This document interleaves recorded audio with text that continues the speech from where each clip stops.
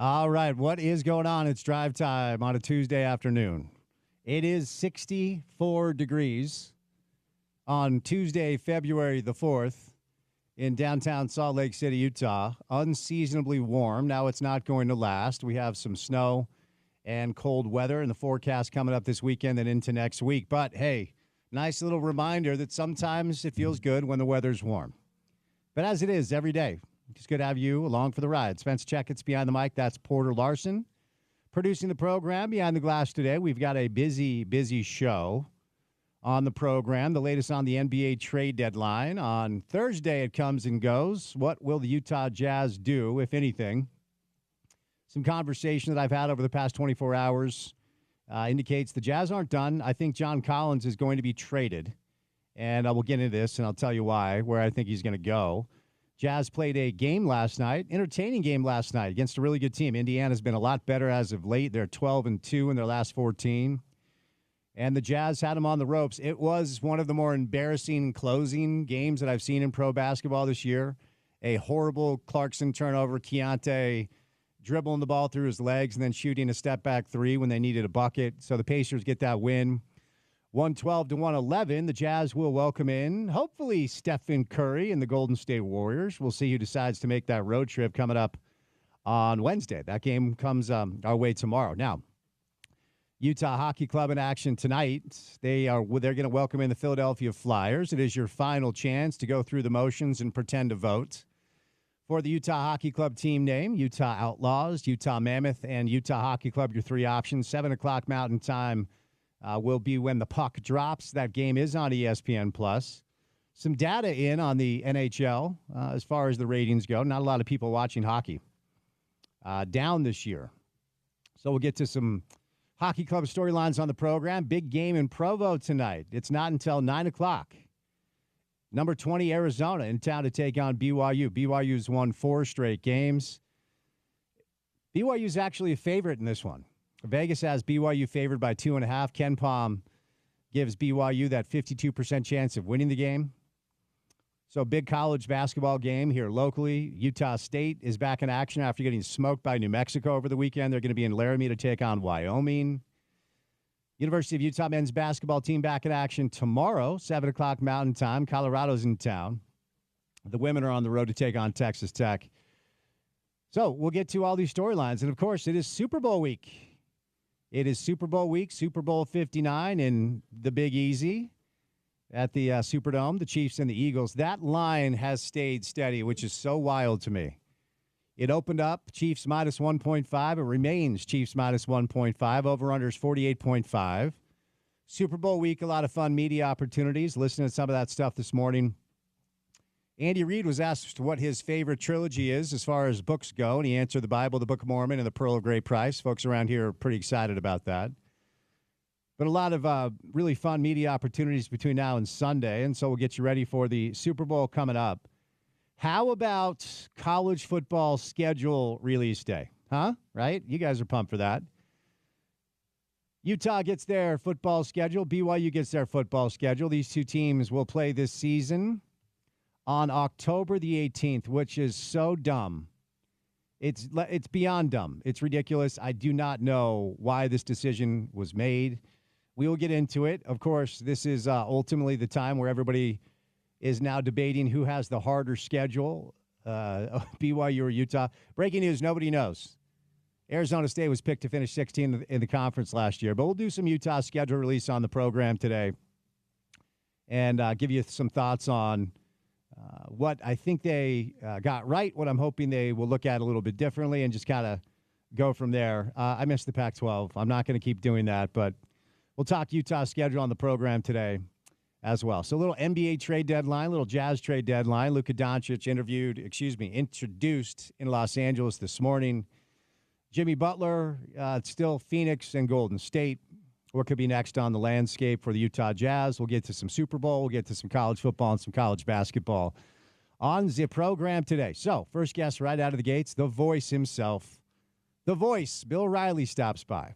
Voice of the Utes. We'll do some Utah football schedule release. We'll do some Utah basketball. And, of course, we'll talk Super Bowl, Chiefs and Eagles, getting ready for Sunday. Don't forget, if you have some errands to run on Sunday and you can't be in front of your television, make sure to keep that dial tuned to this station where you're home of the Super Bowl this year and every year. And we've got 10 hours of coverage for you starting on Sunday. So Super Bowl can be heard right here on ESPN 700 after Bill stops by. It has been a very busy 72 hours for one Tim McMahon, Band McMahon, who wrote the piece kind of outlining exactly how this went down, including that tidbit that the Jazz didn't even know what trade they're facilitating until it was too late. So Tim stops by today, typically a Friday staple of ours, but Chris Camerani, we're going to get him out of his house because it's 62 degrees for a good hour with CK, where we'll do a little bit of a deep dive into the college football schedule release. Dave Fox in the 4 o'clock hour is on TV with Dave last night. 10:35, KMYU, 5 questions with Spence. Had a good time in that direction. So Bill Riley, Tim McMahon, Chris Camerani, Dave Fox, me, Spence Checketts, all of you, the great listeners, on this Tuesday. Happy Tuesday to you. Happy 63-degree Tuesday in February to you. And that guy, Porter Larson, on a Tuesday. Utah BYU football October 18th is like nonsensical. According to ESPN stats and info employed by this station, namely Zach in the middays and now you in the afternoons, the last time BYU and Utah played football in October was 1967. What are we doing here? Yes, 1967, Spence. Mike Giddings would have been the head coach. He was, at the time, recruiting one of his Little League players named O.J. Simpson to Salt Lake City. Connection there. The Juice? Yes. If you go back to 1967, the last time they played in October. They're in the same conference. I don't really care. Whatever happened to the Juice? He had a pretty quiet post-football career. I always respect people that just go and do their own thing after they're done playing football. Yeah, I didn't really hear much after that. Yeah.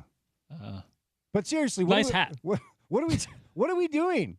What are we doing scheduling this football game in mid-October? It's different for me, but at the end of the day, this is just a Big 12 matchup. Listen, I don't mind that. Don't be that guy. You're not building the schedule around the Holy War. I'm just glad that it's happening.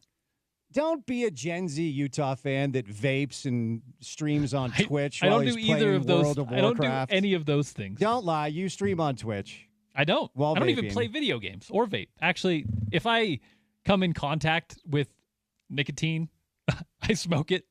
So if I'm around a vape, I'll hit it. But I don't buy them. All right.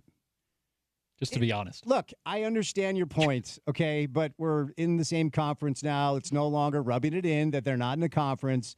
This is one of the best rivalries in the entire country, if not the Big 12. And by the way, the game last year for Big 12 fans that were unfamiliar, a pretty decent first foray into Big 12 play. That game was highly rated. It was awesome start to finish. I think it's silly. That's just me. Yeah, I don't disagree with you. It'll be weird. It'll take some getting used to. What are they playing on rivalry weekend? Utah plays Kansas, and BYU plays UCF. So, yeah, we're not even doing a rivalry week, I guess. No, it's stupid. I guess, hey, rivalry week, Spence, is when you play the rivalry game. So, I think we're making too much a deal of it. Rivalry week is October 18th. No, you're zigging when everyone's zagging. You're trying to be impossible. Nobody agrees with you. This is a dumb day to play this game. Well, at least today we have the voice of the Utes, formerly known as ESPN 700 Bill, formerly known as artist formerly known as. Indeed. Tim McMahon, Chris Camerani. We got the crew to discuss it all. We're going to dig into it, okay? And we'll bring in Bill in right off the top. We'll see what Riles has to say. But before we get to Bill, courtesy of our good friends at the ESPN 700 Cash Kickoff, which is here. It's time for your shot to win $1,000 in cash to pay your bills. Text BANK right now to 508-777-1000. That's BANK to 508-777-1000. For a chance to win $1,000 in cash in this nationwide contest. Good luck from all of us. Time now for...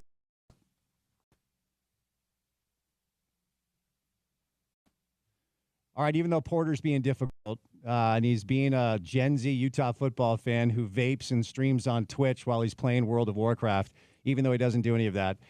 Utah football schedule released today. Big 12 schedule released today. So Utah will open up against UCLA in Pasadena, and then they come home for Cal Poly. September the 6th will be Utah's home opener. They travel to Laramie to take on Wyoming. I don't know if that was contractual because it feels unnecessary. And then Big 12 play for Utah begins on September the 20th. Texas Tech rolls into town for Utah's Big 12 opener. They're at West Virginia. They're home against Arizona State. They're at Brigham Young. And then they're home against Colorado and Cincinnati. So that, the stretch that really stands out. A lot of random early buys for teams.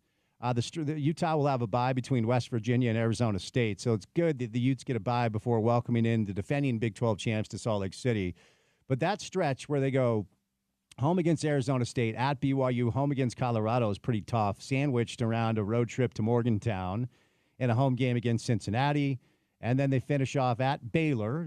Baylor really turned it on at the end of this year last year. Dave Aranda saves his job. K-State, who will be one of the favorites in this conference, rolls into Salt Lake City. That'll be a heavyweight matchup. And then the final game at Kansas in Lawrence. And, yes, I will just be the guy that bemoans the fact that Utah-BYU is being played on October the 18th. Jam-packed right in the middle of the schedule between two really good teams, Arizona State and Colorado. The good news is Utah doesn't leave the state between October 11th and November the 1st because they have Arizona State at home. They're at BYU and Provo, then Colorado, Cincinnati, and then they'll finish with two of their final three on the road. And so, of course, everybody's doing the thing today where you try to analyze, okay, who has the easier schedule, Utah or BYU? Who has the more difficult schedule, Utah or BYU? Here's a dirty little secret. Nobody knows because it's freaking February, and we don't know what these teams are going to look like come fall. On the BYU side of things, they open things up against Portland State in Provo. Then they'll host Stanford in Provo. A really random early bye for BYU, September the 13th. There's actually, I think, 4 Big 12 teams that have a bye that week. And then they'll be at East Carolina. That is contractual. I think they're finishing off that deal with East Carolina. Their Big 12 opener will come September the 27th at Folsom Field in Boulder against Colorado. Then they come home for West Virginia. They're on the road against Arizona. They host Utah. And the week after they host Utah, they go to Jack Trice to take on Iowa State. That's a tough ask for BYU. Bye week after that, then it's Texas Tech, TCU, Cincinnati, and UCF. So, schedule release day. Never been a huge, schedule release day guy, but, hey, it's college football, so we'll talk about it. Your road trip opportunities as a Utah Utes football fan. Pasadena, California, late August. Go do that. Play some golf. That'll be lovely. And then Laramie, Wyoming, Morgantown, West Virginia, Provo, Utah, Waco, Texas, and Lawrence, Kansas. I'm excited. What are you looking at me like that for? I'm pumped for these markets. I feel like you're judging me. I feel as though... Remember, your feelings are not facts, okay? So I know you feel this way, but it's not factual. Well, my feelings are also in the vast minority on this particular one, but I'm stoked for Laramie. We'll send you. We'll send you all weekend. I'm kind of demanding it, actually. Okay. On the Broadway side. Well, the good news is, okay, what are you going to take a train with 4 stops? That sounds awesome. The good news is it is September 13th, so it won't be frozen. And when they start throwing human feces at the players, they won't. When was the last time you went to a game in Laramie? Oh, I've been to several games in Laramie, not for a long, long time. It is known and are thrown on the field because it won't be frozen. The urine can be cleaned up and we'll be good to go. These road trip options are not awesome. I'm sorry, they're just not. You're not wrong. You're not wrong. I still maintain that I think on a game day, some of the Big 12 venues that you maybe not have been to for a football city, a football specific trip are worth seeing a time or two, right? There are some historic football stadiums and venues you can go to. But yeah, it's not going to be the same as visiting some of the Pac-12 cities and making a 3-day trip out of it. That's just something I think we're understanding of. But speak for yourself. I'm not necessarily saying it's like a great positive, a great benefit of the Big 12. But hey, get to a good bowl game out on the coast, and then your fans can have a fun road trip. There we go. So Utah football schedule is out. BYU football schedule as well. Big 12 football schedule has been released. And it does seem like the one thing that's pretty topical is folks being very confused as to why potentially the best rivalry in this conference is buried October the 18th down in Provo. BYU taking on Utah. So we'll get back to some of this because Bill's going to join us coming up on the other side, the voice himself. But the big game is almost here. It's now or never. Don't miss out on the last football game of the season with Prize Picks, the best place to win cash while watching the big game. Prize Picks is also giving away A free pick for the big game where one of the starting quarterbacks will only need to throw for 1 yard for you to win their square. Now, that starting quarterback is named Patrick Mahomes. And the over-under is 0.5 passing yards. If Mahomes passes for a yard, probably safe to say he'll do that, you win that square. Now, the thing is, you only need to win 2 squares to win up to 1,000 times your money. Now, check the promo tabs on any of the Prize Picks Super Sweat Millie Winners big game lineups. If you tail a lineup, but there goes 3 for 3, you can win a split of $1 million in promo funds. So other options, Saquon Barkley for more than 112.5 yards, Jalen Hurts passing for more than 215.5, Travis Kelce more than 62.5 receiving yards, Xavier Worthy, etc. Check the Prize Picks app for up-to-date player projections prior to the big game, the last football game of the season. So here's what you do. Download that Prize Picks app today. Use the promo code ESPN700 to get $50 instantly after you play your first $5 lineup. Download that Prize Picks app today.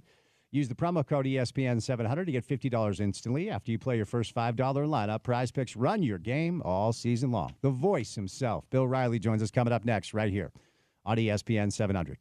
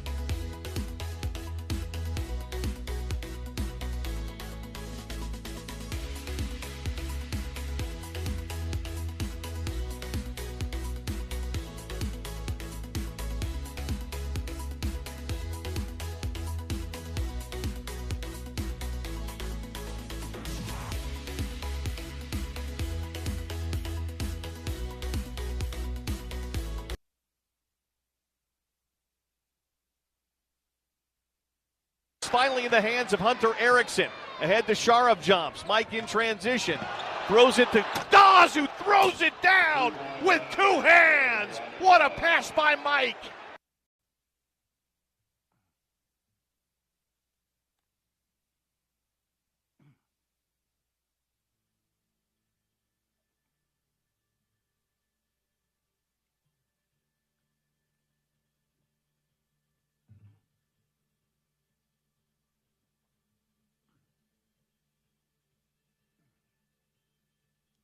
You know, when history is made, it's important to stop to acknowledge it. How long have you been producing this radio program, Porter? Ooh, The Drive? Yeah. This one currently that you're producing. I want to say it was pandemic time, right? So we're on 5 years going on. And you just played a highlight. We've never done that before. Ooh. That's very exciting. No, I'm very proud of you. I just wanted to stop to acknowledge when history is made, you played a highlight of Bill, and that's good work by you. So this is me pointing out good work by you on a Tuesday. Had to bring back the familiar Bill Riley highlight over this song. Indeed. And the very familiar voice, the voice of the Utes, joins us on a Tuesday. Bill, happy Tuesday, sir. How are you? Spence, I'm great. I thought maybe with, the football schedule being released, we might get a football highlight. But basketball highlights are good, too. I'm glad, and just a highlight in general from Porter's even better. No, I'm proud of my guy. I just wanted to point out when my guy does a good job, and he ran a Riles highlight, which is a good way to welcome you into the show. Now, we'll get to basketball in a moment, but, of course, we'll do the schedule release to start things off. And I'm going to ask right off the top, why Utah BYU October 18th? The last time these two teams played football in October, I think you were 25. It was 1967. Yeah. To be honest with you, I have no idea. I mean, I got the November thing, like early November, but the middle of October is an odd time for that to me. I have no idea. Maybe they're downplaying it. Maybe they don't have any other good games that day. But you would think I didn't mind November 9th last year. Sometimes you get buried on other rivalry Saturdays, but it just seems like an odd time to play it right smack dab in the middle of the season. Anything else real? I mean, look, the difficult part about, a day like today where fans just want to know, like, okay, is it a hard schedule or is it an easy schedule? Arizona State was picked 16th last year. I have no idea if this is a hard or an easy schedule. But other than BYU Utah, October the 18th down in Provo, anything else really jump out at you when you saw the release? Yeah, I mean, that's a good back-to-back right there. Here's the thing. Until we know what these rosters are going to definitively look like, and like you just said, we knew what Arizona State's roster was going to definitively look like. They had 60 new faces, and they'd go 16th, and they finished first. I don't have a great feel for it. I mean, I think Utah's going to be better. I mean, if Devin Dampier is anywhere close to the guy they think he is, I think they're going to be better this year. Competent quarterback play will get them there. I'm looking at that stretch that there's 2 3-game stretches I'm looking at. The Arizona State, BYU, Colorado stretch. And then I'm telling you, that stretch to end the year is going to be difficult. Baylor got better last year. I mean, we saw a bad version of Baylor in Salt Lake last year. They finished really strong. And that game's down at Waco. They bring back their quarterback. K-State, who we didn't see a year ago, comes to Salt Lake, but they bring back their quarterback. They're a team that's built a lot like Utah. And then that final game of the year at Kansas, I'm just going to say this. It could be possibly the 2 most dynamic quarterbacks in the Big 12 squaring off. If Devin Dampier continues to play how he did at New Mexico and Jalen Daniels is healthy. So those 2 3-game stretches, Arizona State, BYU, Colorado, and then Baylor, K-State, and Kansas, and 2 of those 3 to end the season, those could be two tough stretches for Utah. Yeah, that K-State game here at home hopefully will have massive implications. Obviously, There's a lot of football. Well, hell, there's a lot of time between the football, and then there's a lot of football between, the start of the season and that game. But that game when K-State rolls into town, that certainly could be a heavyweight fight. Ultimately, the non-con, UCLA is the first game. Pasadena, we'll see. I mean, that program's been down for a while. And then Cal Poly, we all know the deal. At some point, games like this will probably go away. So BYU is going to East Carolina, and I know that is a contract that Tom has to honor. Is that the same thing with Wyoming? Like, what's the motivation heading up to Laramie, or just trying to fill a schedule? Well, no, that game was scheduled a long, long time ago. Okay, got it. In fact, I think it was scheduled almost 10 years ago. And I just know this in conversations with people. It's people are like, well, just buy yourself out of that game. Well, I don't know the exact figure. I'm going to guess that would be if you tried to buy yourself out of a game like that. First of all, Wyoming wants that game. Second of all, it's expensive to buy yourself out of games with D1 schools. Now, if you're playing a 1AA or something like that, it's a little cheaper, but it's hard to do. It doesn't always make economic sense. So that game has been on the schedule for a while. Wyoming will come back here, but yeah, that was done about I think about 10 years ago. UCLA has been down for a while. Their first year in the Big Ten, they go 3-6 overall, or 3-6 in conference, 5-7 overall.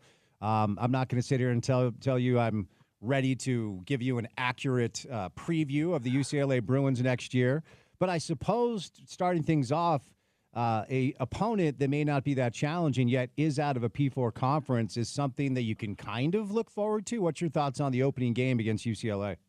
Yeah, I think so. I mean, they struggled a little bit last year. Deshaun Foster, I think, was their first-year quarterback or head coach. Had never been a head coach before. They got a little bit better, though, as the year went along.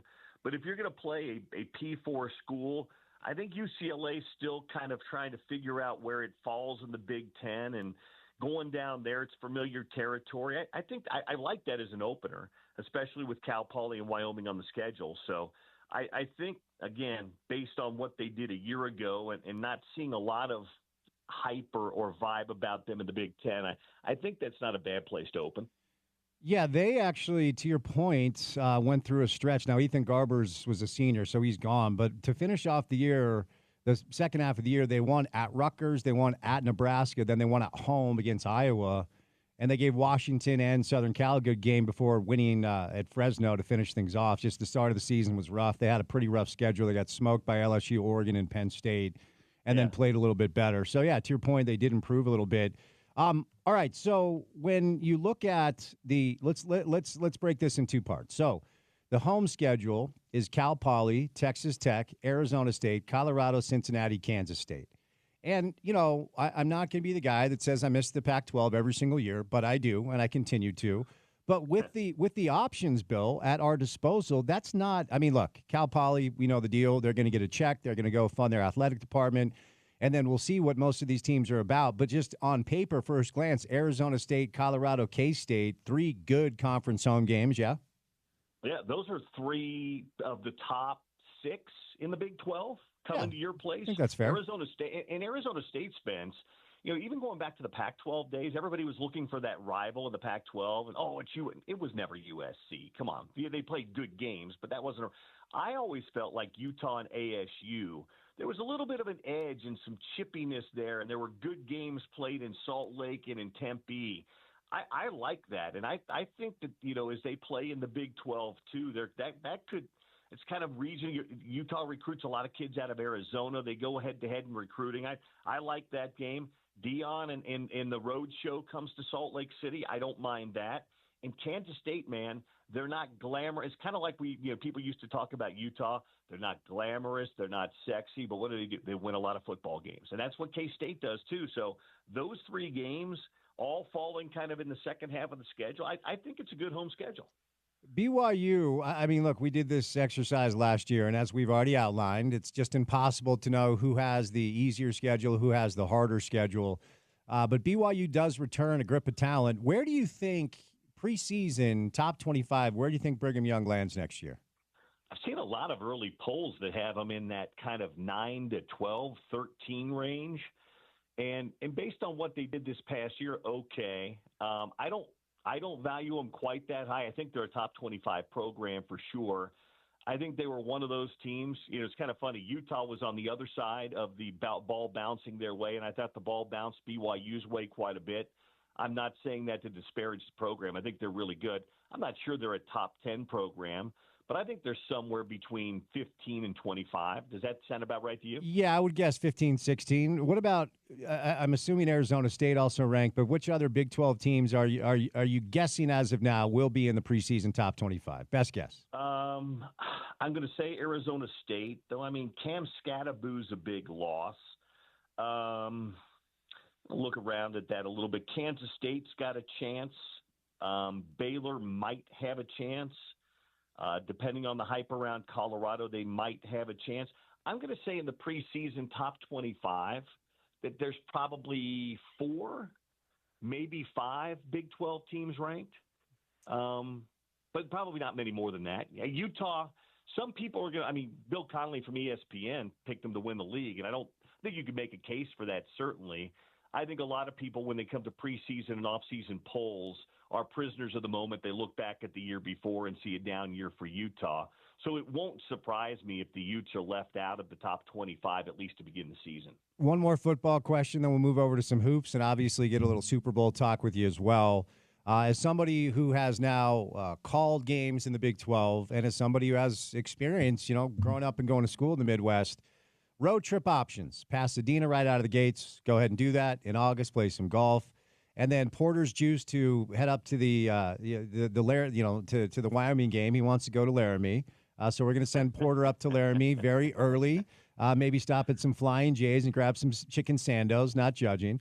So Laramie, Morgantown, Provo, Waco, Lawrence, Kansas. Those are your road trip options. Give us the Bill Riley Zagat guide to trips and cities and restaurants. Where should Ute fans look to go? If we're taking, we know what the Rose Bowl is. Most Ute fans know what Laramie is, so we'll wipe those off the board. I've never been to Morgantown for a football game, so I am looking forward to. I hear it's a great college town, and I hear it's a great atmosphere, and Rich Rod's back at West Virginia. I think that they've got a chance to be sneaky good. It's not easy to get to. You kind of have to fly to Pittsburgh and make an hour-and-a-half drive south. But I would say Morgantown, Waco, not much in Waco, to be very fair. Some Buc-ee's, truck stops, they're okay. Kansas, it's going to be late November, so there's that. But the stadium, it's going to be a brand-new football stadium, assuming they get it finished and they're not playing at Arrowhead again. Lawrence is a great college town. And KU's got a chance to be pretty good next year, again, if the Daniels kid stays healthy. So I would rank the trips for college town atmospheres, Lawrence, Morgantown, and then probably Waco is where I would go. All right, moving over to some hoops, and I wanted to start here. And I know I can remember back in the day when we were working together every day, you had an old school picture of you interviewing, I think it was Roy Williams. Is that correct? That is correct. Have you ever called a Kansas basketball game? Like, when you think about the fact that Kansas is rolling into Salt Lake and you will be calling Utah-Kansas basketball, like, has that kind of landed where it needs to in that brain of yours? Because this is a pretty cool thing that you have on the horizon for your career, I think. Yeah, I got to, when I was in college, the student radio station, we had a seat courtside. So I got to call some games my senior year at Allen Fieldhouse. Nice. The Utes played the Jayhawks in that one-off game in Kansas City in 14 or 15. So I did call one in Kansas City. But this will be the first time they come here, so it'll be fun. It'll be fun.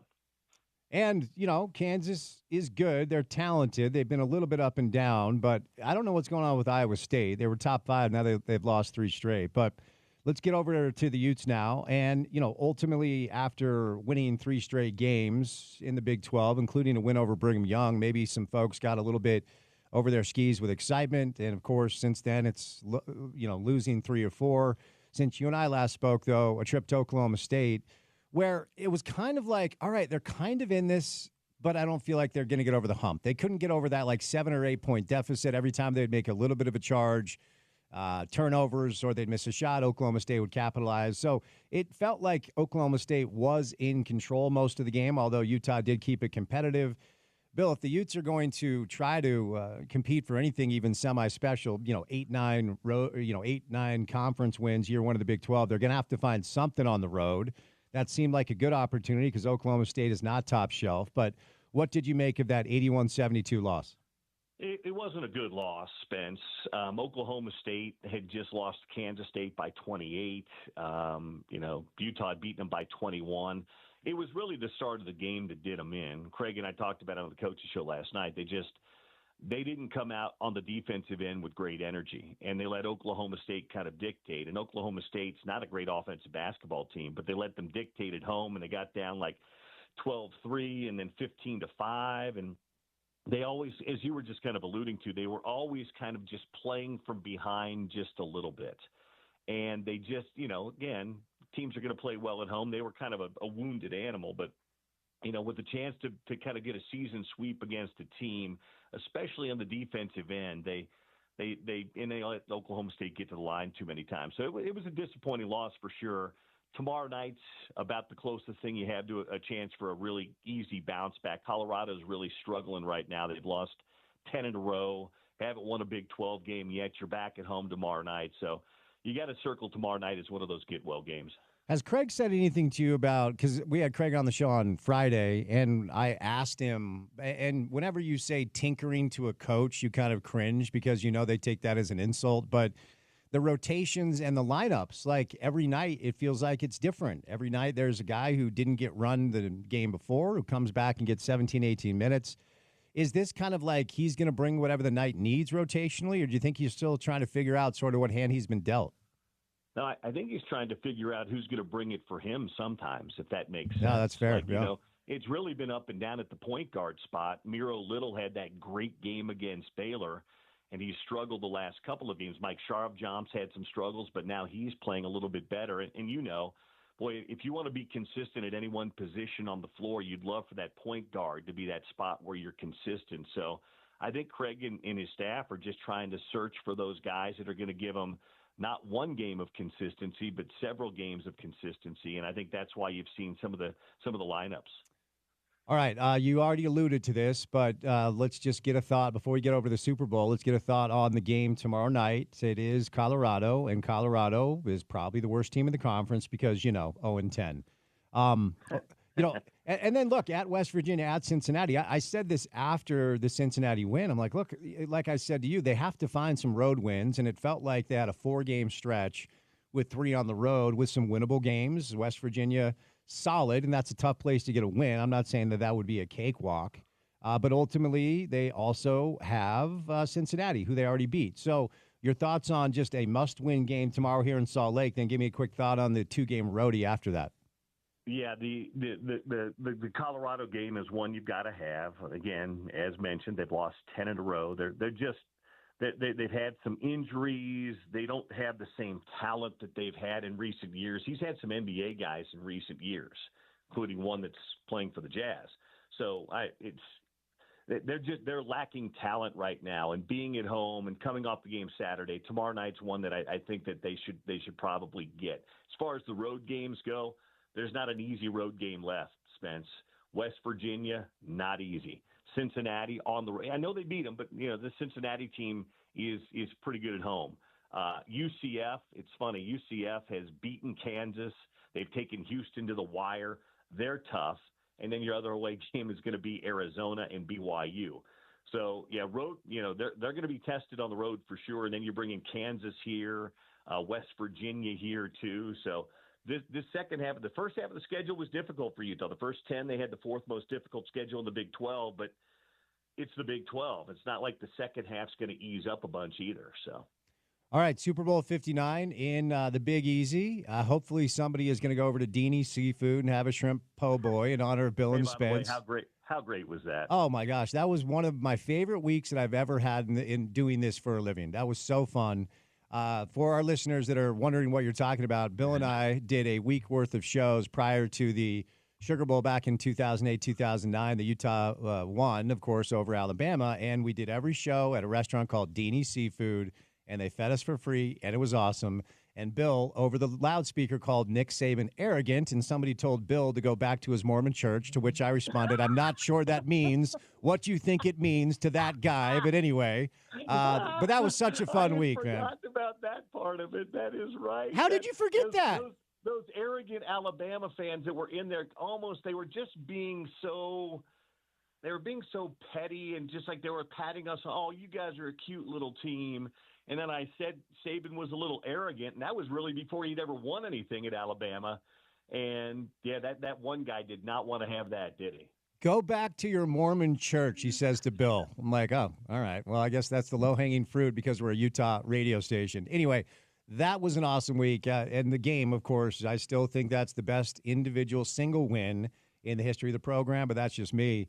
I am stunned, Bill, that the line has not moved at all. It opened up at 1.5. The Chiefs are still a 1.5 point favorite.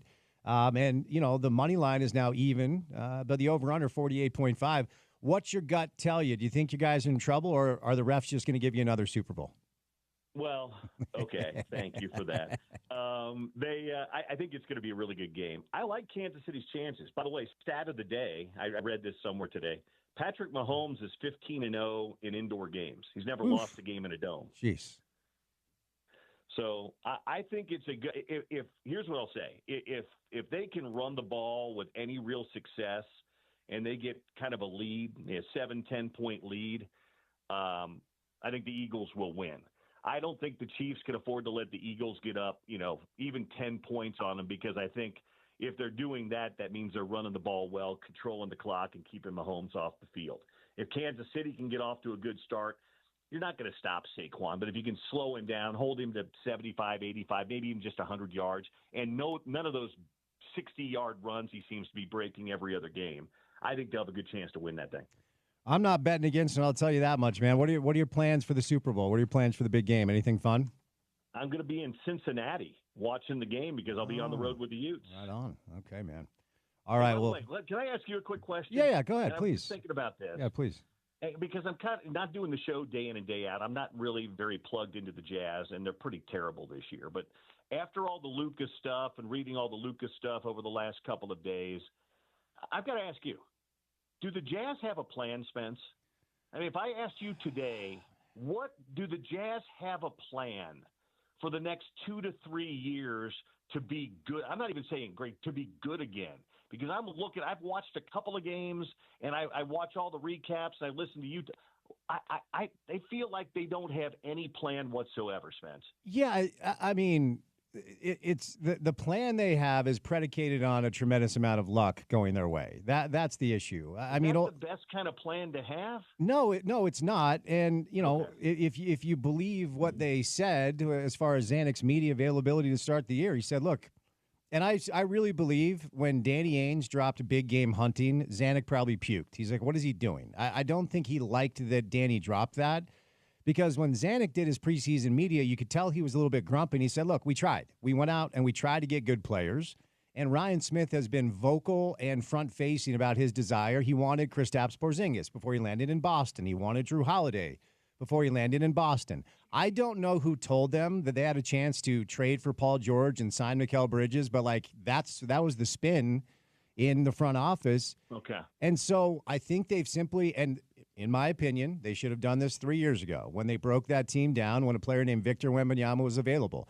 I think they have decided to do what the Spurs did when Wembanyama was available in hopes that they can lock into a Cooper Flag. And if they can do that, Bill, next season your starting front court is Walker Kessler, Larry Markin, and Cooper Flag. First of all, congrats to the market for that. Second of all, then we have something, right? And then we say, okay, now we can see this thing taking place.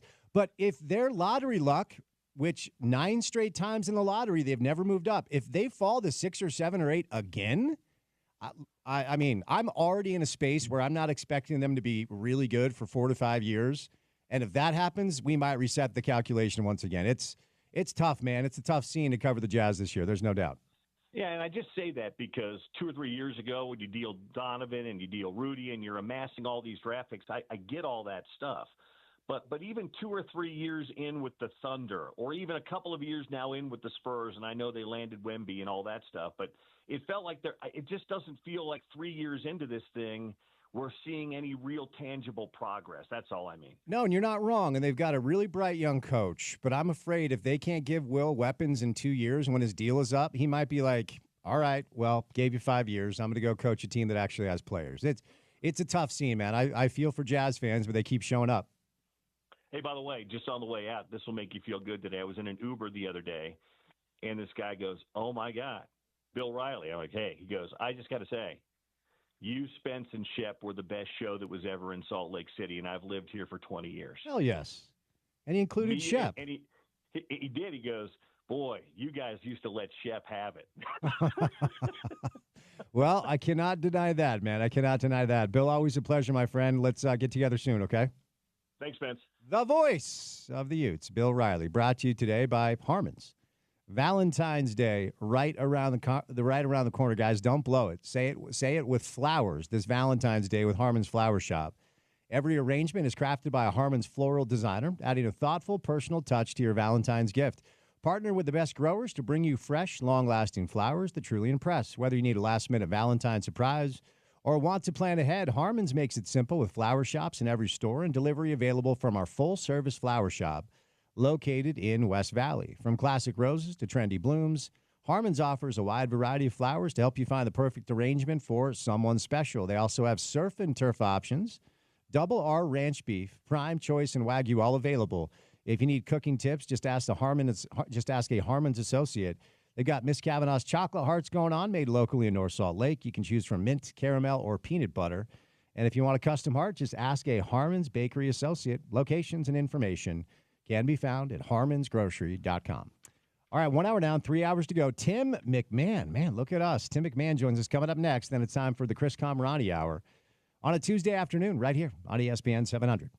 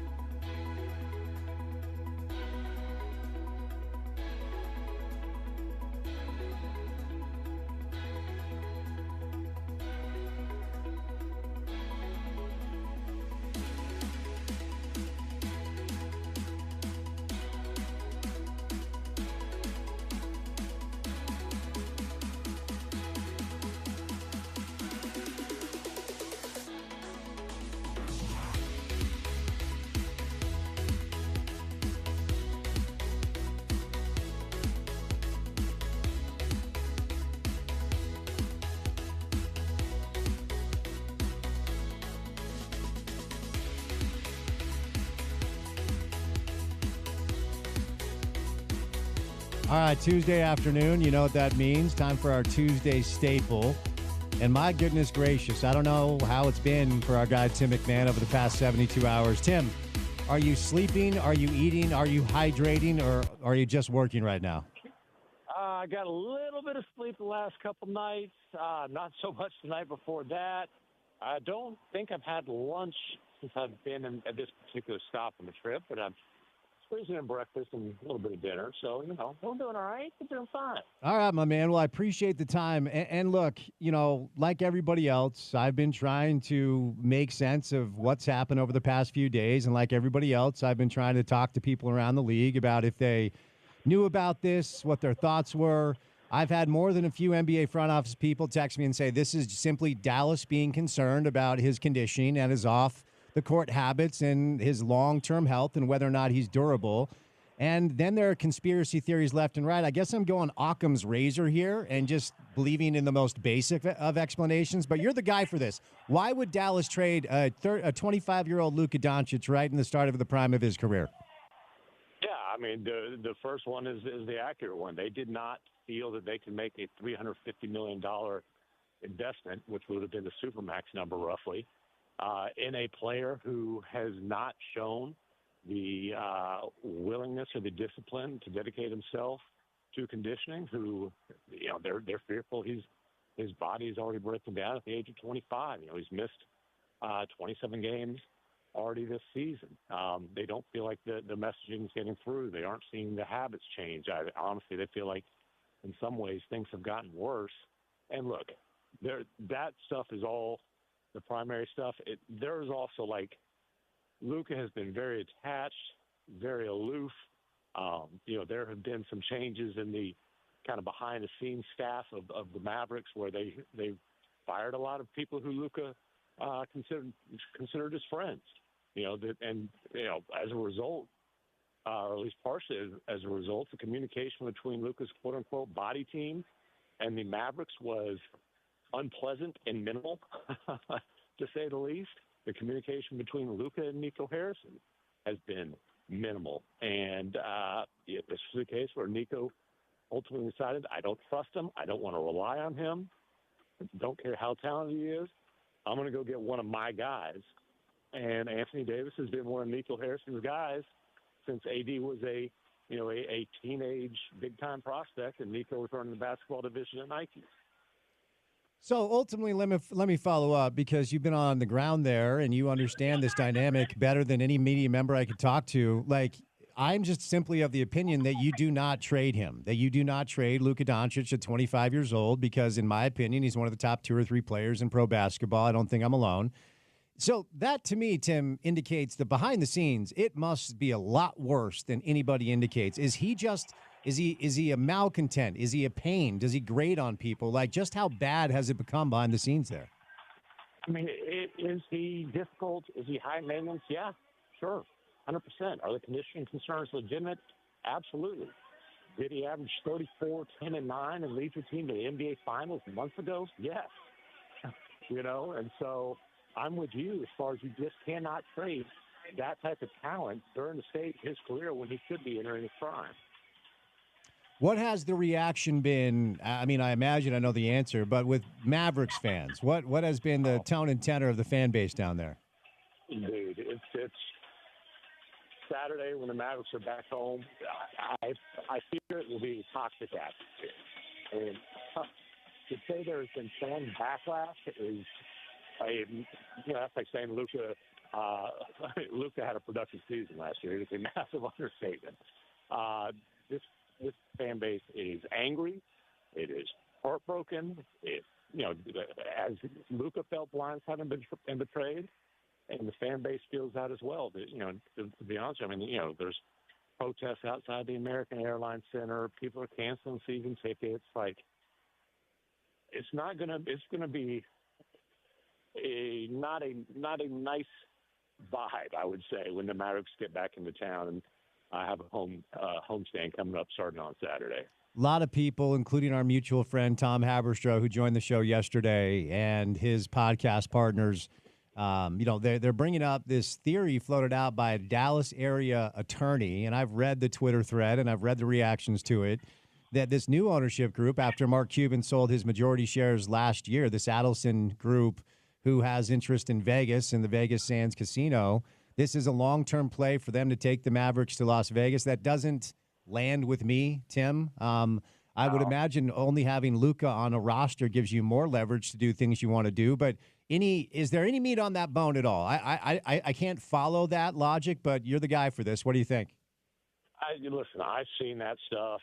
I don't think there's any meat on the bone. I don't think that the NBA would allow the Mavericks to move to Vegas, where, ultimately they have plans to have an expansion franchise that would pay a whole lot of money to be there.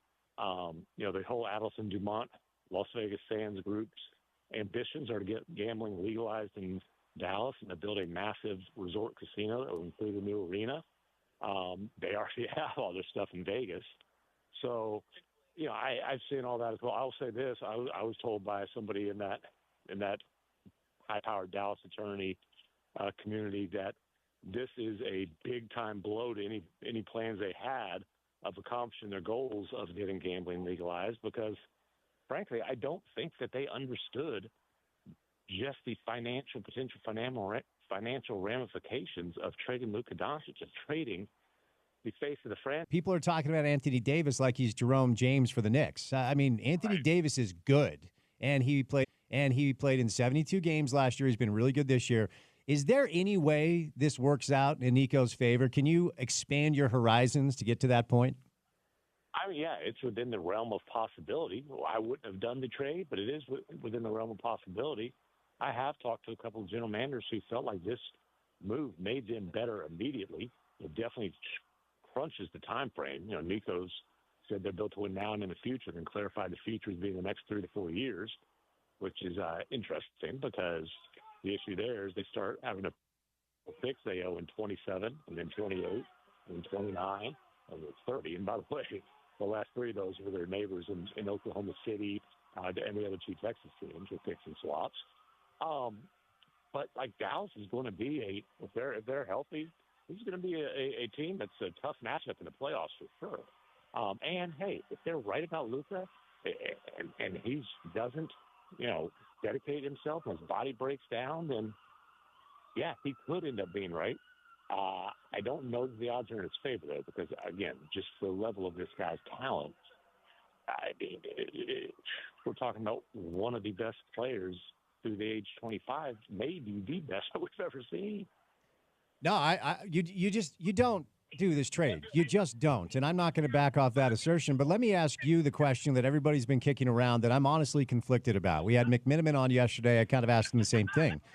So I get the whole side of this. Why didn't you open this up for business? Why didn't you shop him to get a package that is better than what you got? But I also understand that if, according to your reporting and others, that Nico was just long for Anthony Davis, maybe this was just tunnel vision because that's the dude he wanted. But what's your take on the dynamic of Nico not opening this up for an open market bidding war? Yeah, I've definitely heard a lot of criticism about that. The reasoning, one, is locked into Anthony Davis. That's the guy he wanted. 2, he did not want to give Luka and his agent, Bill Duffy, one of the most respected agents in the league, a chance to have any influence on this, a chance to, cut off discussions, tell a team we're not re-signing, a chance to muddy the waters at all. So he wanted this thing to be absolutely done in secrecy. That's the logic. I don't know, man.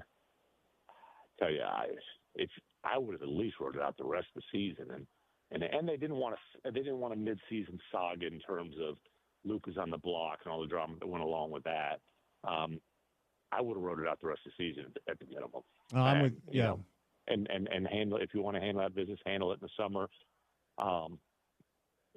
Hey, I knew just how frustrated they were with him, from Nico to Jason Kidd, throughout the front office, the coaching staff, et cetera. I even had people mention, if we got to trade, we'll trade him. I thought they were blowing smoke. I never imagined they would actually do it. I said, because you hear a lot of people huff and puff, like, man, all right, I'm glad you let off some steam there. Let's be real. Well, it was real. Yeah, and I'm still stunned. I thought maybe more information would come out after I got the alert on my phone to this day today, but it's still as stunning right now as it was when it happened. The Lakers side of this, Tim, when it comes to people that believe that the NBA is a scripted WWE league, they look at the Lakers and they say Wilt to Kareem, Kareem to Magic, Magic to Shaq and Kobe, Shaq and Kobe to LeBron, LeBron to Luka. For me, it doesn't change my calculus on them this year, but it does reset them for another decade plus. What are your thoughts on what appears to be just another slam dunk move for the LA Lakers? What does this mean for them? Yeah, I mean, obviously there's the risk of the health stuff, but dude, they got the most talented 25-year-old in the league right now. This is a boon for the Lakers, and like you said, it basically play with LeBron for the next probably year and a half, hand off the baton. The hope certainly is that he will learn from LeBron, a guy he idolized as a kid growing up in Slovenia. That would be wise. Maybe this is the massive slap in the face that Luka needs to really just lock in to the around-the-clock professionalism that you need to put yourself in a position to fully achieve what is just immense potential. But, dude, like the Lakers had to do this. And, they've got a huge hole center now. Pelinka was very clear. That's going to have to wait until the summer. I can assure you this. Rim-running big men will be lining up to try to get to the Lakers. I can guarantee you that. No doubt. All right, the portion of your reporting that has received the most amount of attention around here is that the Utah Jazz did not know what deal they were facilitating. And according to what you and Ramona wrote, even Danny had only about 30 minutes notice. According to your sources, Dave McMenamin corroborated your source yesterday. Dave said his source says the Jazz were, quote, flying blind. How? Like, how does this happen? If you're one of the executives of the three teams involved with the transaction, don't you want to know every single detail about the transaction, including the fact that you own their 2027 first-round pick, top four protected, and suddenly you have just given them the ability to make sure that pick is probably in the 20s. This, to me, Tim, is not a great look. So unpack this for us. Well, listen, I hear what you're saying, but you're assuming the Jazz were their only options, and they weren't. I can promise you that. The first time I heard rumblings was when I got a call from another team that said, hey, what are the Mavericks trying to do? They're trying to get us to take on a sub-$5 million salary. I think it's from another team, and all they'll tell us is they're targeting a front court player. And so they were calling around to the handful of teams that were in a position to facilitate this. And so it's not like if Danny Ainge and Justin Zanuck said, okay, slam on the brakes, we're not doing this, that the deal falls apart. The deal would have still gotten done. The Jazz just would have gotten a couple of second-round picks out of it. So with what the Jazz have done over the past few days, two transactions really helping teams. The Clippers get under the luxury tax. The Lakers get Luka. It appears that Danny and Justin are simply willing to trade almost everybody on the roster outside of the young kids they like and obviously marketing if any team is willing to give up assets and draft capital. So that leads us. I was told this morning John Collins will not be playing for the Jazz after Thursday. Your thoughts on that? Then, of course, Sexton, he sprained his ankle last night. And Clarkson came in and actually played pretty well. I wondered if any GM was watching last night. I was like, hey, maybe he can help. But what do you anticipate between now and Thursday afternoon here in Salt Lake from the Jazz? I assure you there are plenty of scouts at Jazz games these days. They're going to be busy. Collins has certainly played himself to a point where, there's interest there. I assume something probably gets done with him. And it wouldn't surprise, if you're asking me about those three guys in particular, how many of them are traded, I'd probably put the over-under at 1.5. Yeah, no, that feels right. Last thing, how does the Butler thing play out? What are your thoughts on the Jimmy Butler trade? I don't it's gone from ship me anywhere to Phoenix or bust. I just dude, I don't see a Phoenix trade. Bradley Beal would have to okay it. And there would have to be a place he wants to go that wants to have him. And I don't think that's the case right now. And so, again, just player empowerment has taken a pretty strong shift this week, I feel. just with the way that Jimmy's, and we'll see, the Jimmy stuff, it ain't over. But certainly with the way that Luka was just blindsided and dumped, and then, the way this Jimmy saga has played out to this point, it does feel like there's been this shift where these are cases of two superstars who just haven't been able to get their way. Yeah, well, what a wild week, man. You guys have done a great job, so keep up the great work, Tim. Appreciate the time. We'll set you loose. Be good, okay? All right, appreciate you, brother. Tim McMahon covers the NBA for ESPN. Specifically, he's their Mavericks guy. When the Jazz are interesting, he's their Jazz guy. He wrote a book about Luka that actually publishes March 25th, and he and Ramona Shelburne wrote that piece about detailing kind of all the happenings, how this all went down. And Tim and Ramona are the one that reported the Jazz had no idea exactly which deal they were facilitating. Now, Tim makes a good point. If the Jazz weren't willing to do this, because I don't know, like, let's say Danny and Justin got a call from Nico, got a call from Rob Pelinka, who, by the way, was dressed like he's the lead singer of a bad Bon Jovi band this morning, and said, look, we need you to send a little bit of cash in both of our directions. We're going to ask you to absorb this young rookie who's not a very good player. It's his second year, actually, Jalen Hood-Schifino. And for your troubles, we're going to give you 2 second-round picks. And what is happening is the Lakers are getting Luka Doncic, and really everything else is irrelevant. I mean, if they knew all the details of that trade, do they still step in and do it? Now, to Tim's point, the Dallas Mavericks and the LA Lakers had other options at their disposal to try to make this happen. So if the Jazz didn't do it, they wouldn't have received 2 second-round picks. Luka's a Laker, and that 2027 LA Laker top 4 protected pick doesn't look near as good as it did 48 hours ago. So we'll see if the Jazz are done prior to that Thursday trade deadline. Time now for your chance to enter to win tickets to the University of Utah men's basketball game. Coming up, text Utes to 33986. That's Utes to 33986 for your chance to win tickets for the Utah men's basketball team. All right, we'll catch a break. He's typically a Friday staple, but Chris Comrani, Tire Hour with CK, will do a lot on the schedule that was released today in the Big 12.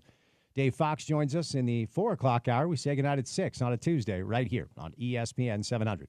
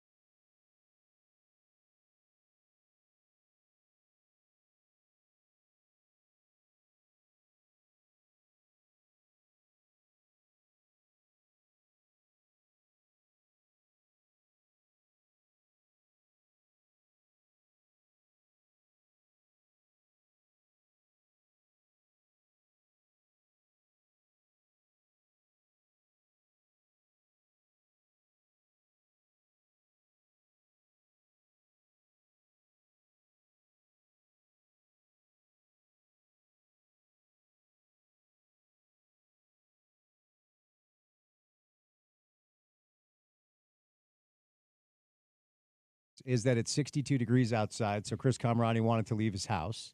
But why did we get you on a Tuesday today and not a Friday? Because I got to leave the house. That's what it is. With shorts on.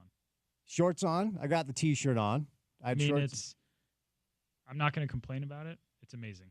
So I don't obviously want this to happen often because we are very reliant on these atmospheric rivers to bless our mountains with water to help, the hotter times of the year. But I don't mind a couple 60, 65-degree days in February. I think it puts wind in the sails. Yeah, absolutely. Get you to the end. We already made it through January, so shout out to the group. Yeah, we did it. Congrats, everybody. And now, to me, February is just the second worst month of the year. Shortest month. But it is a short month. Agreed. And then we'll get to March, and ultimately we'll probably still have a lot of cold weather and snow in March. But when you get to March, you've just kind of made it to the end. That's how I feel. I had this conversation with my in-laws recently, and they all disagreed. They all said March is too much of a tease in terms of the fluctuation of the weather. And I was like, well, if that's a tease, then what's going on right now? It's a big deal. tease because it will snow this weekend. It's going to be freezing next week. But nonetheless, we got you out of the house. And on schedule release day. Oh, huge. CK. Oh, I better pull that. Schedule release day. Here, look, it's an exercise in futility to try to analyze whether or not Utah has a easy schedule or a hard schedule. Just tell me who was picked to finish 16th, and then I'll pick them to win it, like Arizona State. But for the first time since 1967, Utah and BYU play in October. It's October the 18th. Now, for me, I'm a last game of the year guy, and my second option would be like first game of the year, but not buried in the middle, October the 18th. And there were a lot of people in the Big 12, you hear these things like, oh, well, yeah, we're excited to have BYU and Utah in our conference, but we don't really know what that rivalry is all about. And if last year was the first time you watched that game, you were indoctrinated. It was excellent start to finish. Obviously, Ute fans wish it went the other way. It was close. It was dramatic. The overnight splits were through the roof. Millions of people watched it. And there are other rivalry games being played later on. Arizona State's the final game of the year. So I don't really have a question. I just think that's the one thing that stands out. BYU, Utah, kind of slammed there in the middle of October. Well, since I'm a man of the people. I know you are. The first thing I thought of was the Big 12 hijacked UEA weekend for families. Yes, they did. In this entire state. I hadn't considered that angle. That is a Disneyland weekend. That is a fall break is a very important staple in the Utah public school calendar. And the fact that is going to be part of the week, I think maybe it's not going to keep people from traveling and going to do stuff with their family. It'll just presumably make one spouse angry that another spouse is going to want to hijack theoretical happenings on the vacation. But that's the first thing I thought of. I was like, dude, what? Yeah, that's a good point. I mean, my wife's a first grade teacher. I'm always looking at UEA weekend as a time to potentially get out of town. It's also around the time my son was born, but I think it's ridiculous, man. I don't know, like maybe we'll get some light shed. I don't know if Brett Yormark will be taking questions, because I know when Utah joined, he did like these mini like roundtables with media members in various markets, and I was part of one, and he spoke glowingly of the rivalry, said it's one of the best in the country, as we know it is. So the fact that we go from November 9th in year one to October 18th in year two, I don't really get it, man. I mean, that is basically just, it's doing a disservice to the rivalry. Yeah, and I think it's doing a disservice to the fans. And you just brought up another dynamic, which is UEA weekend, and I don't know. That's the one thing, because again, analyzing the rest of this stuff, like, hey, is it easy or is it hard? I don't know. Neither do you. So that's the one thing. You're not crushing Cincinnati. Spring ball tape. The issue is, we'll look at spring ball stuff, but then another portal window opens, and we don't even know what they're going to look like in the fall. None of these teams. No. So the BYU game is the one that stands out. Non-con, UCLA, opening week, Pasadena, little Rose Bowl action. And if you want to take a road trip, that's probably the option, because then it's Cal Poly here at home. It would have been cool if they played Cal Poly on the road. San Luis Obispo. It would never happen in a million years, but an amazing college town. A lot of people in Utah, I'm sure, aren't familiar with it. It's smack dab in the middle of South Central California. Beautiful place. Had lots of friends in high school who went there. But this is all a preamble to the ultimate unveiling of the third game. Laramie. Wyoming. I have a great Laramie story. You do. Does it involve fans throwing feces at people? It does not. Okay. It involves the late, great Dirk Facer trying to save my life. Shout out to Dirk. It was the 2008 season. They went undefeated. I was the beat writer at the Chrony that year, and I think the game was in the middle of October. So everybody was like, thank God we got to Laramie, and we're dodging potentially a very sticky situation. It was like 50 mile an hour winds in that day. It was like a crazy odd game. Nobody threw the ball. When we were leaving the stadium, I looked out to like the west or whatever, and I've never seen like a Stranger Things type like cloud, just pure black. And I thought, we're screwed, because everybody, not only me, the Des guys, Tribune guys, everybody, they were trying to book it home. And we, looked up, and back then, I don't think the weather on the internet was all that much, like, it wasn't as accurate as it was now. So we're like, all right, let's just brave it. So we get in our car, and we start to drive home, and within like an hour, it is like the worst blizzard I've ever been a part of. It was so bad. It got so cold so fast that the roads had about like 6 inches of solid ice on top. So we were stuck because there was an accident, obviously. We were stuck between Laramie and Rock Springs, Wyoming. And Dirk is calling us because they were a little ahead of us. And he was like, did you get through? And I was like, no, man, we're stuck. And he was like, all right, well, just keep calling me to make sure you guys are all right. Because, like, you can't, like, just run your car. You're going to burn gas. Right, yeah. And we don't know how long we're going to be there. The temperatures are dropping. It's insane. Like, I got out on the highway. It was just like a sheet of ice. It was like a hockey arena. It was the wildest thing. So for hours and hours on end, we had to sit there. Eventually, we got going. We got to Rock Springs at like 4:30 a.m., and I vowed that I would never, ever in a million years go back to Laramie again. Well, to your point, the good news is this is September 13th. Does that matter, though? I guess it's 66 degrees in February. I guess nothing. I guess nothing is real. I learned, which I did not know. Maybe I should have. This game has been on the schedule for like 10 years. Yeah. And so is this the final, like, hey, okay, we did the thing, the deal is complete, and no more of this nonsense? I mean, considering this was made when Utah was a Pac-12 team, a home game versus Wyoming makes sense because Wyoming is traditionally a decent Mountain West Conference team. It is not a bad schedule. And it's not a bad team to have on your schedule. The trip to Laramie can be tricky, man. It can be hairy. I know BYU handled it last year. I don't think it's that bad, frankly, for a Utah team that does not have a ton of great road games with this upcoming 2025 schedule. It's like 2 out of the 3 first games you can go to, and they make sense. Pasadena in August, which is going to be great, probably hot. And then Laramie in September. It'll still be green. What can you do in Laramie? Wrong got F. Flying Jays all over the place. I would assume that I'm not the type of person that can just walk into any sort of establishment in Laramie and be welcomed with open arms. Maybe. Wish I could argue with that. Maybe. Probably follow your gut on that one. But cool stadium, I'll say. Is it? Have you been there? Not for years. Okay. Interesting stadium. If you're looking to splash your cash, is it like, do you want to drive whatever it is, 6 or 7 hours to Laramie?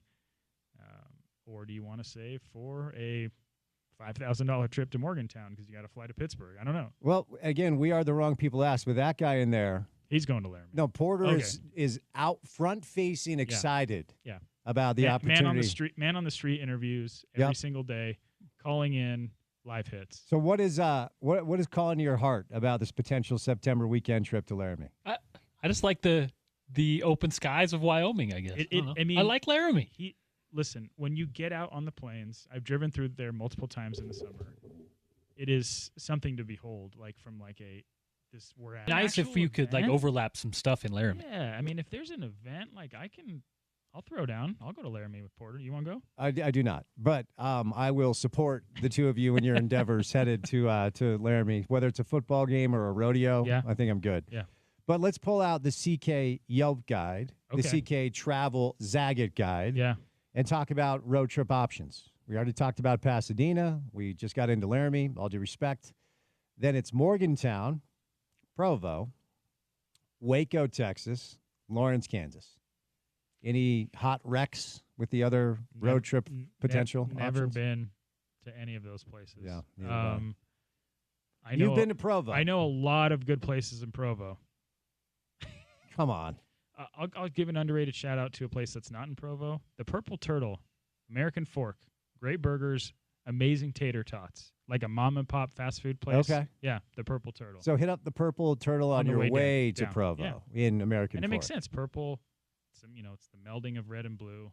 It's a perfect place for people to meet. Any gut feel on BYU next year? Like preseason top 25. Where do you think BYU lands? 15. 15. That 15 feels to 18. right. I'm trying to think how many guys they're going to lose to the draft. They didn't lose anybody that significant in the portal. Connor Pay graduated. Tyler Batty graduated. Yeah, I mean, so like they'll have a couple guys in the trenches. Batty was they're arguably one of their best defensive players, and Connor was. Both guys are team captains. They get Keanu Tanavasa, like that's a huge get. Jake Retzloff has another year in Aaron's system. They still have a bunch of weapons. Chase Roberts decides to come back. LJ Martin's coming back. They're deep, man. Like, I think their defense surprised a lot of people last year. They turned out to be one of the better defensive teams in the Big 12. I don't know what their non-con schedule is like in 2025. You might have it pulled up on your fancy MacBook. You're talking about BYU? Yeah. Yes, I will pull it up. It's like Portland. It's not all that impressive. It's like Portland State. They have to go to East Carolina. Ooh, that's a tricky one. That finishes their deal with them. Yep, that's Tom right. Homo was talking about that earlier. Yeah, that's a tricky game. So it's Portland State. They have Portland State in Provo. They have Stanford in Provo. And then they have a September 13th bye, which is wild. And then they're at East Carolina. So that's a pretty decent non-con schedule. If you think about it. I mean, I know Stanford is no world beater at the moment. Andrew Luck is back at his alma mater trying to build things as the pseudo GM of the football program. But Stanford here and then at East Carolina, I mean, there are worse non-conference schedules. BYU is on the road quite a bit as I'm reading this. So Portland State home, Stanford home, bye week at East Carolina, at Colorado, home against West Virginia, at Arizona, home against Utah. And then, Jack Trice for Iowa State, Lubbock for Texas Tech. Those are tough games. TCU at home, Cincinnati on the road, UCF at home. Yeah, you couldn't schedule Utah November 29th because you had to fit in UCF. That's BYU's final game. And that was Utah's final game this year. Right. I mean, I'm sure trying to get everybody somewhat pleased with a 16-team schedule is near impossible. But, again, if you're the Big 12, this is there outside of Arizona State and Arizona, is there another rivalry within this conference right now? K-State, Kansas? Yeah. I mean, those are your three. Yeah. But maybe I'm biased here. I feel like the casuals will turn in for Utah BYU way more than Arizona State. Well, and again, based off of the debut of that game in the Big 12 last year, it just checked every box. So that's the one thing that's certainly puzzling. Dion without Shedeur. What does Colorado look like? They have one. For so long, Dion was adamant that the reason why he wanted to do this was to coach his sons, and I think a lot of people were waiting for the other shoe to drop when Shedeur and Shiloh and Travis graduated and or moved on to their professional aspirations. They did a pretty good job. I mean, you land a 5-star kid, high school kid, and then you land one of the best dual threat quarterbacks in the portal in Caden Salter. You could do worse. But it will be a significant step down. I think people underestimate how good Shedeur Sanders was behind a pretty bad offensive line again for a second year in a row. And I know that's been their priority, is to beef up the offensive line. I'm fascinated to see what their rushing attack looks like, because I'm not saying Dion was padding Shedeur's stats, but you could tell that their best option was to go 5 wide and to have Shedeur drop back and throw it to Travis or a bevy of those, future NFL receivers. I don't know what their schedule looks like. I haven't looked at it, but nobody's out of it, man. Like if 2024 taught us one thing, everybody's in play, and I think they have I think they have Georgia Tech at home to start their non-conference schedule, which is a great non-conference game. But it'll be fascinating, man. Like Dion has coached his kids since they were 9 years old. Yeah. And it's been like this for 15 years. And not only like he literally went from Pee Wee to prep school, to high school, to Jackson State, and now to Colorado. The latest mock, this is Matt Miller's mock, has Shedeur going 6 in the NFL draft, and that would be to the Vegas Raiders. Mm-hmm. That might be my favorite option. There are worse places to go. Listen, it would be fascinating to have the ultimate football dad, Deion Sanders, have to deal with Pete Carroll and Chip Kelly. Yep. Two guys I'm sure he respects a ton for obvious reasons. From the fit and scheme point of view, for our guy.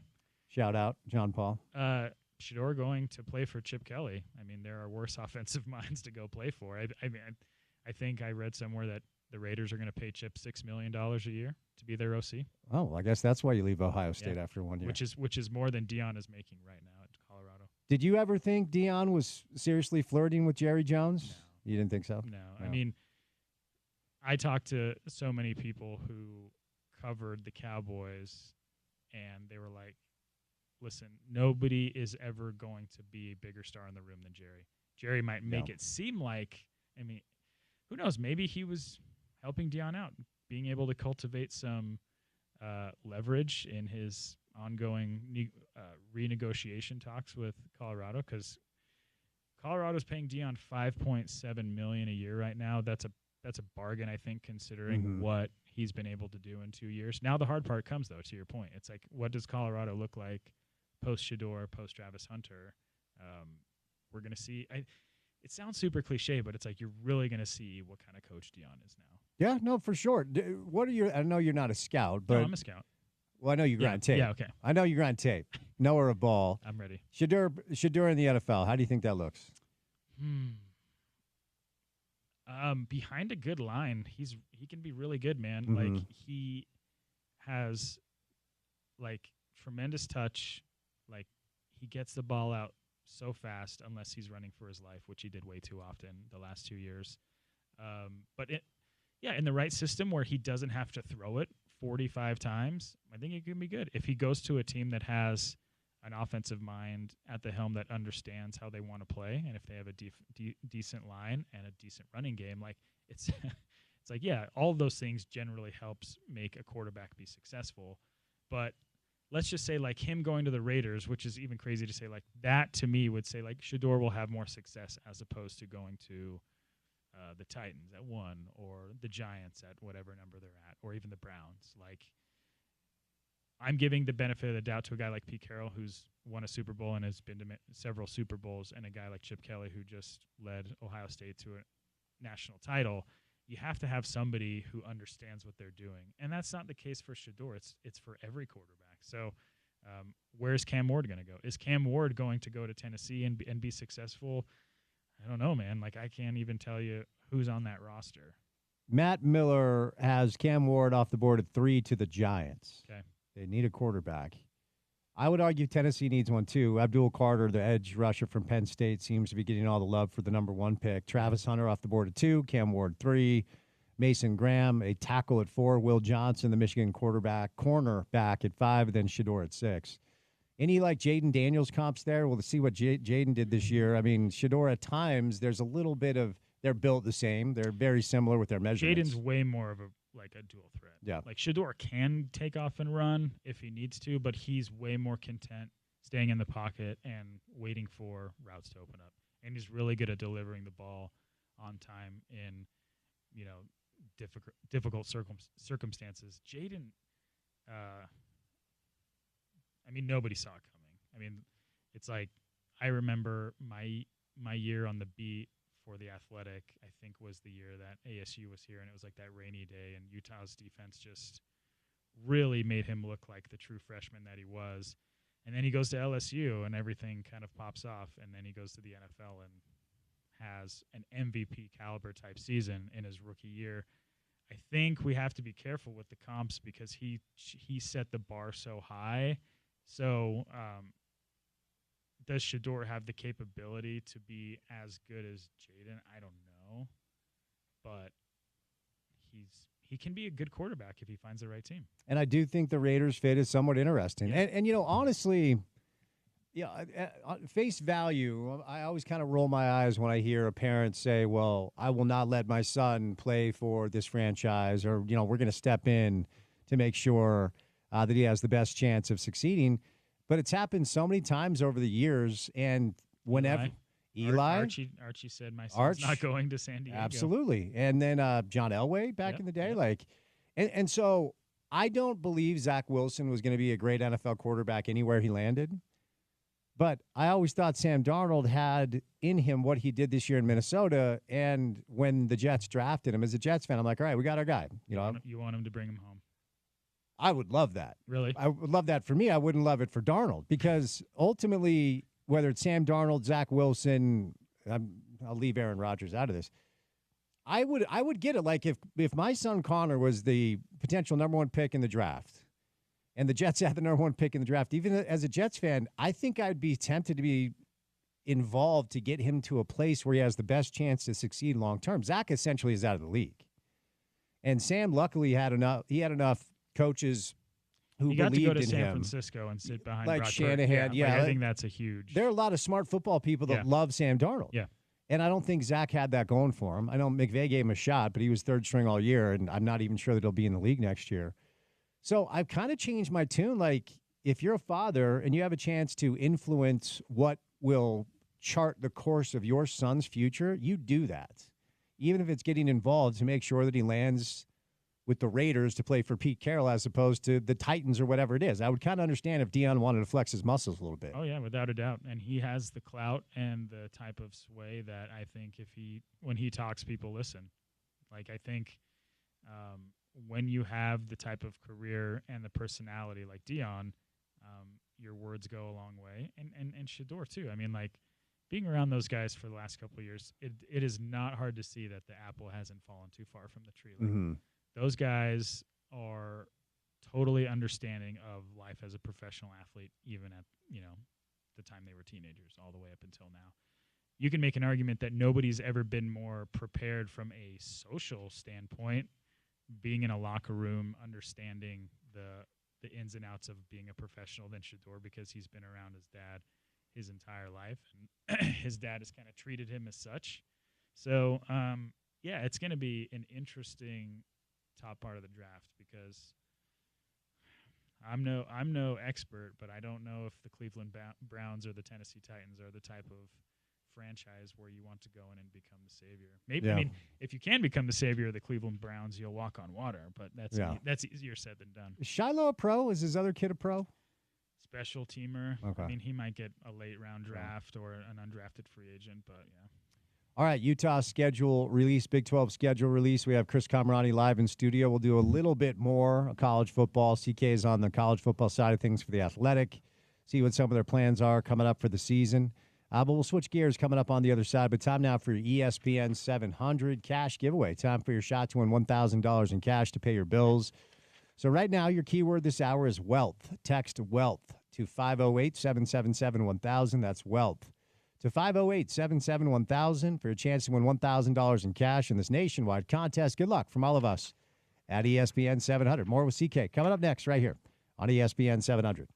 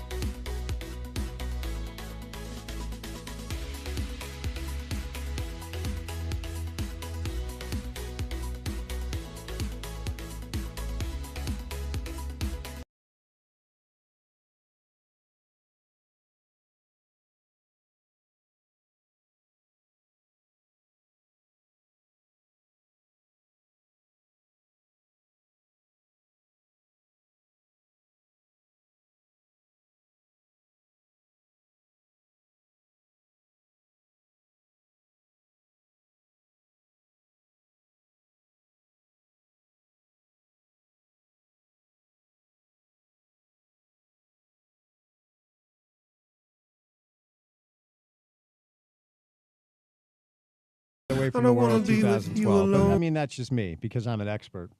But we do follow the Andy Bernard rule, deep tracks, no hits. Did you see our guy and the band, let's get his mic out, our guy and the band be inducted into the Hall of Fame? Did I ask you this already? Yeah, I think we talked about this a few weeks ago. Rock and Roll Hall of Fame? Yeah, I don't remember what I ate for breakfast this morning. We were just talking off air. Nothing's real now. But Chris Camerani is live in studio, 4 o'clock hour. Look, I know you're not an NBA guy. Okay. And I know that, you're plugged into college football. We'll get back to a little college football in a bit. But what has happened this week in pro basketball is truly historic, and it's never happened before. But for a guy like you, who once upon a time maybe watched a little more pro basketball than he does now, and the data is in, man, no matter what you want to spin as an NBA employee or an NBA person, less people are simply watching pro basketball. They just are. I have my own theories about it. And as we approach the end of football season, Super Bowl, this Sunday, and then we move into football offseason, the numbers will grow. They always do. But does news like this reverberate with you at all? That Luka Doncic, a 25-year-old generationally special player, has been traded to the Lakers. Does that do anything for a non-NBA guy like yourself? I'm gonna risk myself sounding super nerdy, but to me, I'm way more fascinated, what ends up being reported, how each side basically tries to construct and control various narratives as to why some things happened and why some things didn't. I like to listen to press conferences because, one, I think for reporters it's really important to learn to ask simple, succinct, easy questions, but with meaning. And I watched some of Luka Doncic and Rob Pelinka's press conference today. And, a lot of those guys, you have some of these guys on your show, were pretty direct in asking Luka and Rob, some of these theories of why Luka got traded and why he might have been on the block. And it's fascinating to me. We live in this world where, and I'm obviously, as a reporter myself, you have to try to always tell the truth and find the right people to talk to. But in the immediate aftermath, I was wondering who is going to take control of the spin zone with this. And immediately I was texting my brother-in-law, who's a diehard Mavericks fan, and I was asking him, how do you explain this to Sasha, my nephew, who's 9 and loves the Mavs? They live in Northern California. They went and saw Luka play in Sacramento 2 months ago. He has a Luka jersey. I was how do you explain this to him? And he was it's hard, man. This is part of the dad life where it's sometimes things don't work out. Yeah. Mm-hmm. But then I told him, I was hey, well, I mean, you can look at it from a glass half full point of view. And I said, you could tell him, and you can tell me if this is wrong, but aren't the Mavs in theory going to be a better team this year on paper with Anthony Davis than if healthy than with Luka and Kyrie? Yeah, potentially. Okay. I would say no, just because Luka, I've never really seen a player at Luka's age impact the game the way he impacts it. In 5 years, 5 first-team All-NBA selections, 5 All-Star games. He was 35, 11, and 9 last year in the playoffs and led them to the finals. He actually led the NBA in minutes played if you combine the regular season and the postseason last year. Okay. My whole take, he must be such a royal pain in the ass. It's the only thing that makes sense. From a basketball standpoint, it doesn't make sense at all, in my opinion. Now, maybe it frees up Kyrie a little bit, and Anthony Davis is really good. I mean, Luke is so good that we're talking about Anthony Davis like he's Curtis Borchardt, the Jazz here that had horrible feet. He's a really good player. Ben Hanlogden. Good. Shout out Ben Hanlogden on a Tuesday. It's never a bad time to get a Ben Hanlogden shout out. And maybe it ups their, bottom line this year a little bit. But moving forward, I'm not a conspiracy theory guy. You know that. And usually when somebody is, I kind of roll my eyes, whether it's sports or politics or religion. But the Lakers, man, Wilt to Kareem. Kareem's your bridge. Kareem to Magic. Magic was your bridge. Magic to Shaq and Kobe. There's your bridge. Kobe and Shaq to LeBron. Kobe and Shaq to Kobe and Pau. Correct. Win a championship. Yes, another bridge. And now the bridge is LeBron to Luka. And if you're a Lakers fan, it is the perfect. You could not have handpicked a better player to step in and run your team after LeBron is done, whether that's this year or the year after. LeBron has a player option to play for the Lakers for one more year. My guess is he probably wants to play for one more year. I mean, he already got his kid in the league, and poor kid can't play. I kind of feel bad for him. But ultimately, I think you get LeBron for 1 year next to Luka. We'll see how that works. There's some redundancy, but that's the type of redundancy you want because they're both brilliant and they're both geniuses with making decisions. Has there ever been redundancy at that level in the NBA and have it work to a championship level? Good question. I mean, when you think about teams with a couple of great, like Heatles? I was going to say the one interesting Wade thing you and could talk LeBron. about is LeBron played with peak Dwayne Wade, like in his prime Dwayne Wade. Right. And those two figured it out, right? And so I've always pushed back on the whole like, well, they both need the ball, so they can't play together. Like, no, you just especially in today's NBA where it's like just use your skill to get open. Nobody's running these complex sets. It's like go out, set the screen, get around him. Give me the talent, and then we'll figure it out. I've always been that guy. So even though there is a little bit of redundancy between the two, they're two of the top, 4 or 5 decision makers in the history of the game. And at 25, you do not make this trade. It truly is wild. And I haven't talked to anybody around the league that saw this coming. Everybody is just completely stunned. See, and I think that's like fascinating to me. More than like the on-court part. Sure, like, yeah. My job, it's like in this day and age, how did Nico Harrison and Rob Pelinka basically keep this under wraps? I mean, Rob basically said in his press conference today, he was like, it was made clear that if this got out, if this was leaked at all, we would not go forward with this trade. Yeah. So it was basically 2 old friends that knew each other going back to their, Rob days with Kobe and Nico's days at Nike and ownership groups, obviously. But, what's it going to do for the league, though? That's my point. It's like I asked you that off air, and you're like, people will maybe watch more Lakers games. Yeah. But, like. What do you think Rob Pelinka does at night when he's not working? There's something off about that dude. He was dressed like he was the lead singer of a bad Bon Jovi band for the press conference. There's something. The gel pointed downward is the first question that I have. The tight leather jacket unzipped on both ends. A little bit was a secondary one. But listen, man, like when you're living that LA elite lifestyle, you got to keep up with the Joneses. I'm thinking if you go to the Viper Room on a random Tuesday morning at like 1 a.m., there's a chance Pelinka just comes limping out of the restroom. You don't think he's playing some pickup on Santa Monica? No, Boulevard? I get vibes from him that bodies are buried somewhere. I'm not gonna lie. He's a good Rob Lowe. He does look a lot like double. Rob Lowe. But ultimately, does this up the bottom line of interest for the league? I mean, over the past 24 or 48 hours, the highest downloaded articles on ESPNs.com are all this Luka trade. Everybody's talking about it. All right, moving over to our local pro basketball team. When you're at a family gathering or you're hanging out with friends and they know that you cover sports, what do they ask you? What do they say to you about? Can you get me free tickets? Outside of course, being mooches, because they all are, but outside of wanting free Jazz tickets, what's the Jazz take around town right now? It's tough, isn't it? It's a tough scene. I think apoplectic. Like, I don't know if there is a vibe right now. I think, and again, if there is a faction of Jazz fans that are frustrated that the franchise is where it is, I'll give my unsolicited opinion that people don't care about. It's like they're doing what they're supposed to be doing. Listen, like, even if you would have been able to keep Rudy or keep Donovan, one of those guys, if you would have been able to build around the edges, those guys weren't going to be able to compete with some of these teams that have been constructed in the Western Conference right now. They just couldn't. Like, I wouldn't take those guys over Memphis, over the young Houston team.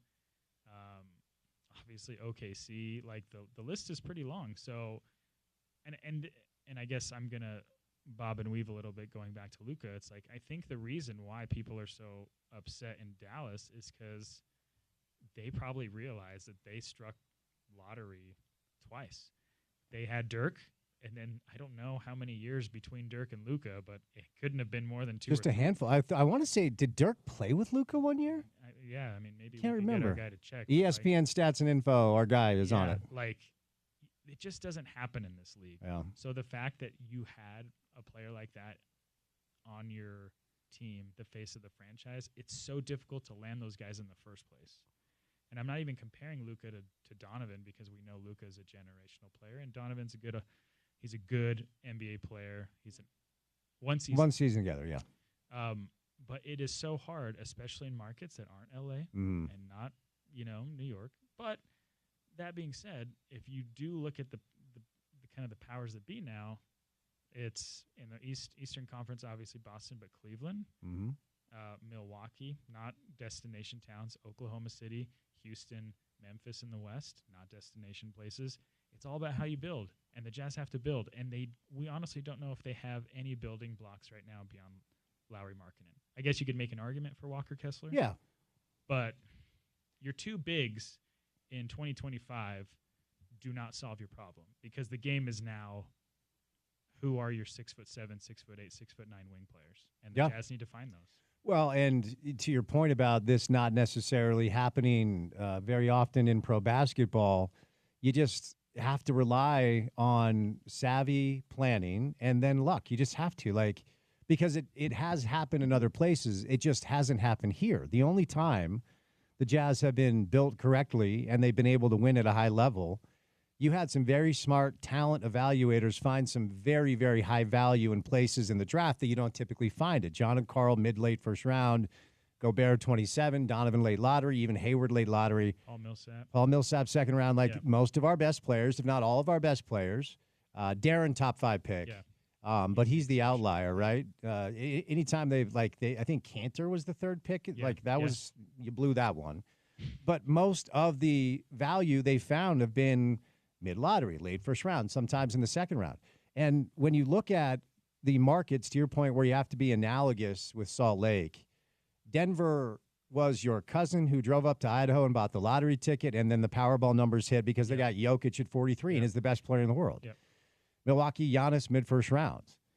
So something like that needs to fall into place for the Jazz. And you need a couple huge dominoes. Yes, and the most likely way to do that in a market like Salt Lake is simply having a top pick, like San Antonio did. I always draw the San Antonio example. I have done this for years because people will say, well, you can't do it in Salt Lake. And I'm like, have you been to San Antonio, Texas? Hey, man, I like San Antonio. I liked it the first couple of times. Then it's like, okay, are we doing nachos in the Riverwalk again? Okay. Yeah, I'm with you. The Tex-Mex, if you find the right spots, but yes, I'm with you. Okay, so I would prefer Salt Lake over San Antonio. And when you look at the media numbers, they're a smaller market than we are.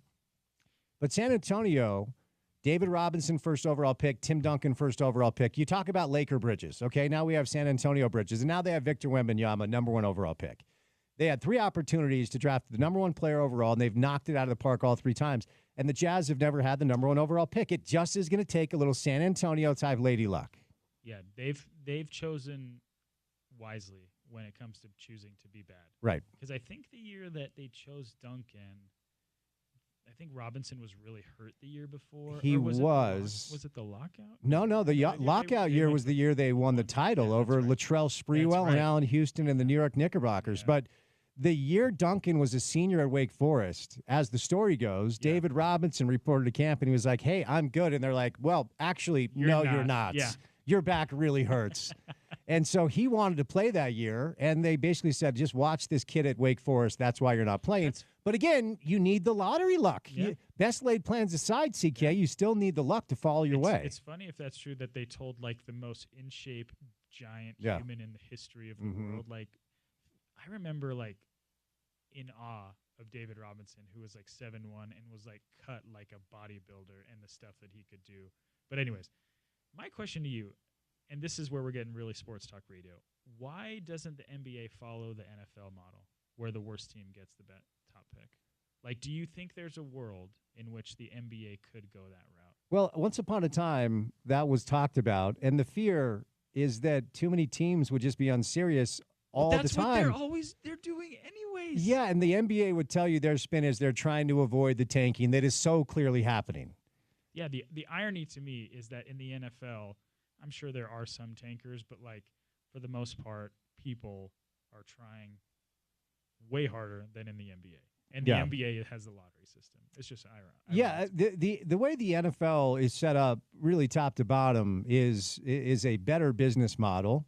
it's not as favorable to the players, right? And so this is an unpopular take if a pro athlete's listening to the show, because really the guaranteed contracts in pro basketball changed the way players decided to approach their job. There was a time, Chris, where NBA players honestly needed paychecks on the 1st and the 15th of every month.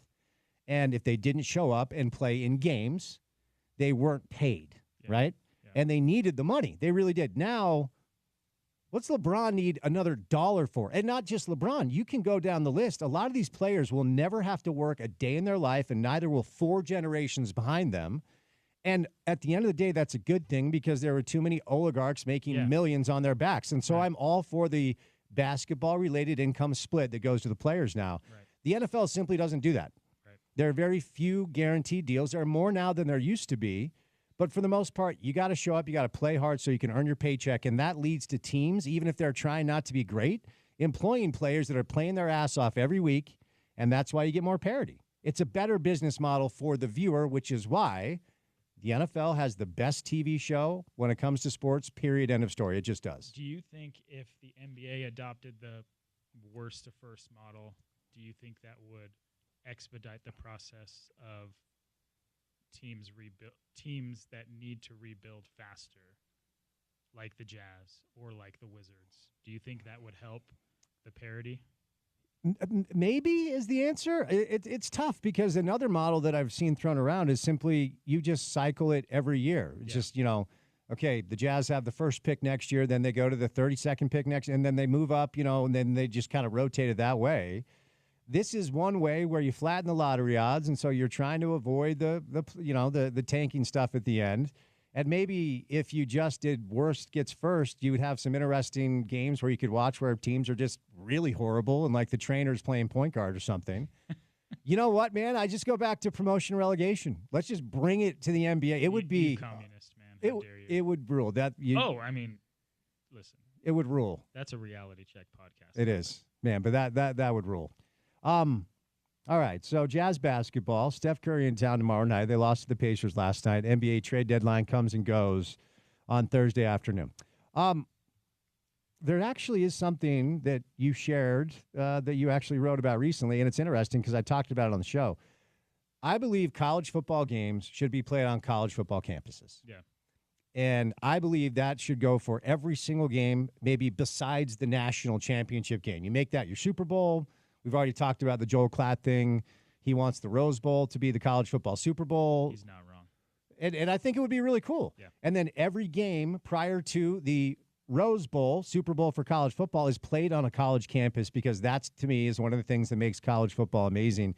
You did a deep dive, though, on what it cost fans, namely Notre Dame fans. It was I talked to fans of each of the 4 semifinalist teams who had gone to various playoff games, whether they were all of them or a few of them. So give us an idea of what that economic impact was like if you were a fan of a team and had to go to multiple venues to see them play in the CFP. Yeah, so the Notre Dame fan I talked to was awesome because she's based in Pittsburgh, is an alum, isn't a season ticket holder, so she doesn't have the in terms of maybe a not as significant hit from a tickets point of view, but she went to the home game against Indiana. She went to the Sugar Bowl against Georgia, the semifinal against, was it Penn State? They beat Penn State? Mm-hmm. Yeah. And then she went to the national championship game against Ohio State. And, bless her heart, she was awesome. She's a diehard Notre Dame fan, and she just basically broke down, down to the dollar, how much everything cost. And I don't have it pulled up in front of me, but it was a lot of money. Yeah. And it's the type of money that do you remember when we were kids and it was like your parents would be like, one day I'm going to take you on that once in a lifetime trip to wherever. Mm-hmm. That was I remember that being the conversation when I was a kid. This is kind of what I equated it to. This is probably fans that have been saving or have the means to be able to splurge when they see the moment present itself. And, to me, the tickets weren't as expensive as everything else. It's the last minute flights, it's the hotels, it's the miscellaneous stuff, the lifts, everything. And to your point, I think you could be able to curb the cost of so many fans emptying their pockets for this stuff. But at the same time, I think one thing we often, and I did this when I first started working on this piece, we can't all assume that fans or alums of schools live in that town anymore. For sure. So, like, a lot of these folks, fans of these schools, like the Ohio State fan I talked to is a special education teacher in Santa Monica, and he still went to everyone. It's like you find a way. But everybody that I talked to, I asked them that question. I said, like, would you like to see the model morph from what it is now to having home games up until the national championship game? And pretty much everybody said yes. The Notre Dame fan said, like, I would like that, but because we're an independent, it's not currently set up that we would be able to, because, we know the system currently favors the conference champions. My only thing, and I think the reason why this would never happen, is college football as a whole is way too embedded in its relationship with those high-profile bowls. And if we're talking about, you remember, like, that Penn State SMU game was like 10 degrees. Mm-hmm. Are you really going to keep risking that going deeper and deeper into December and January? I think the product potentially being hurt would be a reason for apprehension for the powers that be. So the breakdown, and this is the lady, the Notre Dame alum, and is this did she have family with her, or is this just her? Just her. So can you imagine if you're traveling with like a family of four? So this is what it cost one Notre Dame fan to attend Indiana, Georgia, Penn State, and Ohio State. First round against Indiana, tickets, lodging, miscellaneous, $1,062. Quarterfinal, UGA, same stuff, $1,895. Semifinal, Penn State, same stuff, $1,725. Championship game against Ohio State, $2,500. She spent $7,182 to attend 4 Notre Dame games. Yeah, and I think her name is Christy. It is. Okay. Christy had an in of sorts because some of her group of friends are more high-profile donors, and at Notre Dame, the more you donate, the more likely you are to get a friendly budget hit when it comes to tickets. So that worked out great for them. It probably was a lot more tickets-wise for other people who aren't in that realm. But, like, what was crazy is looking at the data from the last few playoffs, there haven't been that many games where the tickets, even as you got into the semifinals and the finals, were really out of, extraordinary value. But this Ohio State Notre Dame game was nuts. I think it was, like, at one point, during the game day, like at like 7 or 8 a.m., like, tickets were like already in like the $3,000 to $4,000 range. But I mean, a lot of the factors are, like, you're talking about regional rivals, 2 Midwest teams. Notre Dame hadn't been there, I think, in like 11 years, haven't won a national title since 1988. So there are a lot of mitigating factors there. But yeah, I mean, just for one person, like $7,100, and then, like you said, if you want to take a spouse and a couple of kids, like, shoot, man, like, you might as well take out a second mortgage on your house. It's a lot to ask, man. It really is. And, it's interesting. College football fans, it's just, I don't know. As you get older, you just realize most of these things that maybe you don't understand entirely. Politics, football, religion is so much about community. Yeah. Right? And that's really all it is. In a lot of ways, even people don't even care to intellectualize the community they're in. They just want to be in it. Yeah. And so they don't give a rip if weird things are happening at the White House or if weird things are happening in college football. They just want to be they want to wear the red hat and feel good when they go out. That's kind of it. Yeah. And they want to flash the U. Yeah, and they want to flash the U. Whatever it is, because you're part of that community. Yeah. I was surprised to know this. Most expensive tickets, round 1, Indiana, Notre Dame. I mean, the proximity. Yeah. Like, you could have. Also history, the first CFP game. Yeah. And, like, the folks who were either legally or illegally selling tickets could just inflate those numbers to an ungodly level. Right. Because when is Indiana going to get back there? Maybe. Yeah. Maybe they will, but, like, I think Bloomington is a 3-hour drive to South Bend. Mm-hmm. Like, the fact that they were so close, it was just a no-brainer for people to be able to take advantage of our capitalistic marketplace. Indeed, the neoliberal capitalistic takeover. But look, when you have been indoctrinated into a community and you love being part of that community, you're fine spending this money. Oh, everybody I talked to was like, "I do it again. I do it in a heartbeat." You're going to buy the shoes. You're going to buy the Bibles. You're going to buy the tickets. You're going to shell out the cash because you want to be part of that community. Well, and for so many of these schools this year, at least, like I said, this is potentially a once in a blue moon type deal. Like for the Ohio States or Texases, they'll be back and they'll have home games. Yeah. But for a lot of these schools, I remember there was in real time, SMU was trying to get to State College, but because it's so hard to get there, like a plane of really rich boosters were late getting to this private airport, and they were being bused there privately. And I think they eventually got there for the third quarter, but by the time they got there, the game was out of hand. Oh, jeez. You just go for it if you can. All right. Before I set you loose, the Utah Hockey Club has narrowed their list of name options. What are we at? So fans can go through the motion of pretending to vote for the name tonight one more time, and then just give Qualtrics your info. Then they'll do whatever they want. That's the bottom line.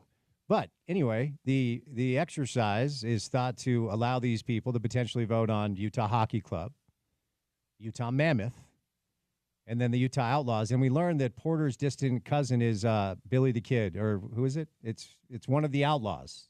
I'm going to wait till you get it right. Butch Cassidy. There you go. And the Sundance Kid and the Wild Bunch. Porter's related to Butch Cassidy. So we did a 20-minute history lesson on Outlaws in Utah last week. Who's the dude who was the henchman for Brigham Young? Porter Rockwell. Porter Rockwell. His namesake. Okay. Yeah. So Is it? I don't even know. Is it? Yeah, my third great grandfather we talked about was his best friend. There we go. So we have an expert if we need it. Before I go, I want to know your votes for the name. Utah Hockey Club. I keep going back and forth. I'm kind of like a dinosaur fossil nerd as well as an outlaw nerd, so I'm kind of cool with either one. And Spence has kind of gotten me on board with Utah Hockey Club being a decent option as well. So I'm going to currently vote for outlaw, but I'm going either way. So we in this state we are known for having dinosaur fossils. Mm-hmm. The mammoth thing I don't really understand particularly. I don't know when was the last time if we ever have had a mammoth fossil here. I'm going to be with Porter, but I'm going to go Hockey Club 1, Outlaws 2. Mammoth is out for me. Okay, I think I've landed on that as well. We just did an hour with Trey's. We didn't even talk about the lads. Trey's in Santa Barbara, so they're in Coachella, man. Oh, that's right, they're in Coachella now. Coachella Invitational. I bet Pobbs is tripping on something. He's tripping on formations. Listen to little Jack Johnson Ben Harper on the speaker. Golfing with Pobbs, man. The music that comes. We had a couple Jason Mraz tunes. Oh yeah, you've told me about that. That was rough. It's okay. No, it's not. No, it is. No, there has to be a line. Jason Mraz has to be the line. There has to be a line. All right. You're offending Dave Fox in here. Give me I'm sure Fox loves Mraz. I can see Fox in a fedora. What's going on right now? Give me a quick thought on the lads, and we'll set you loose. I think it's 2 weeks from today. They're down in Costa Rica. That's right. Yeah. CONCACAF. Aridiana. Yeah. Quick thought is they got worse this offseason. Yeah, they did. And there's no really other way to spin it. And I think the fan base is probably very bummed out because for a long time they were waiting to have the type of roster constructed that they had last year. Mm-hmm. And to see it dissipate in 8 months is probably pretty heartbreaking. Yeah. You're not buying the spin. Goals by committee. 35-year-old keeper, good with his feet. I mean, it's MLS, dude. It is. Who knows? They could, for all that we know, they could get the 7th seed and go on a run to MLS next year with a bunch of dudes. I mean, I guess we know some of them, but I don't know. Christopher, great to see you. It's still 62. Did you ride? You can. Did you ride the bike? I should have. Oh wow. Yeah, okay. I had to run errands before. Well, get home safe, man. Good to see you. Thanks, man. All right, welcome in Ryan from the Dish Bros. New year, new you, new budget, save money. 801-424-DISH. What's going on, Ryan? Spence, thanks so much as always. We've got such good offers right now, and with this stacked offer with the Netflix, guys, you cannot pass this up. As everything seems to go up, how about we throw it in for free? Netflix just did a pretty good rate increase, and if you didn't see it, now it's up to 17 something. Well, guys, I'll tell you what, we'll throw that service in free for the next 2 years. That's worth more than $431. And plus, you get the great, amazing Hopper technology. Biggest DVR out there, auto hops commercials, auto records your games. You have full access to all your content no matter where you go.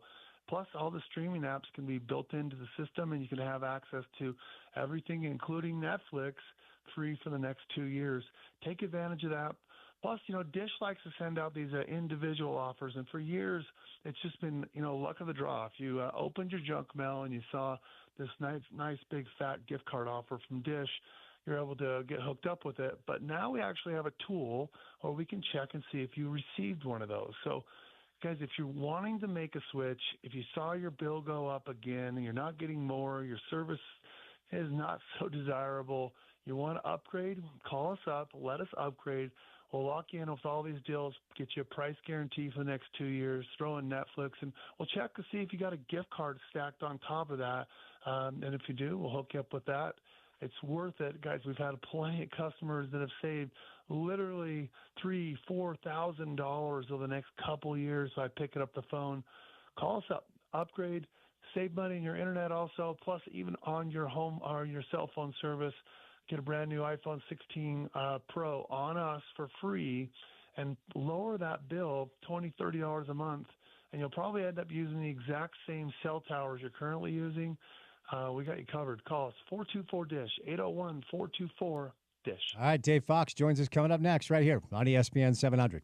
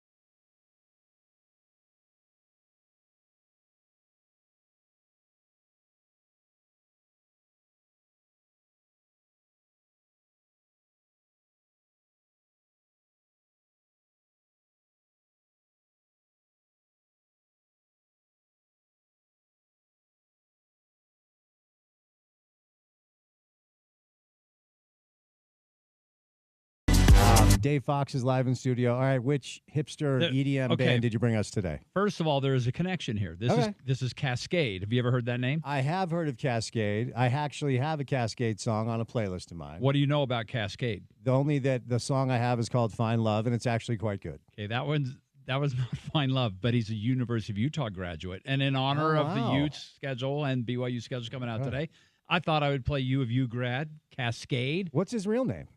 Honestly, I don't know. Okay, it's definitely not Cascade. Might not be his last name. I don't know. I know him as Cascade as you do. Do you have any inside info on the look that up for Utah Lum Cascade? Is he like a DJ? Is that what it is? And it's I'll be honest, I don't. Cascade, Kaskade. I don't. I did know that song's that. called On Your Mind, by the way. Okay, sweet. Well, great. So there you go. Because I was on your mind today. You were not, but you're live in studio. Thank you for having me last night on. You're always KMYU. Great. It's a lot of fun. You're always great. Yeah, you ripped through that nicely. Shout out to Timmy, our guy.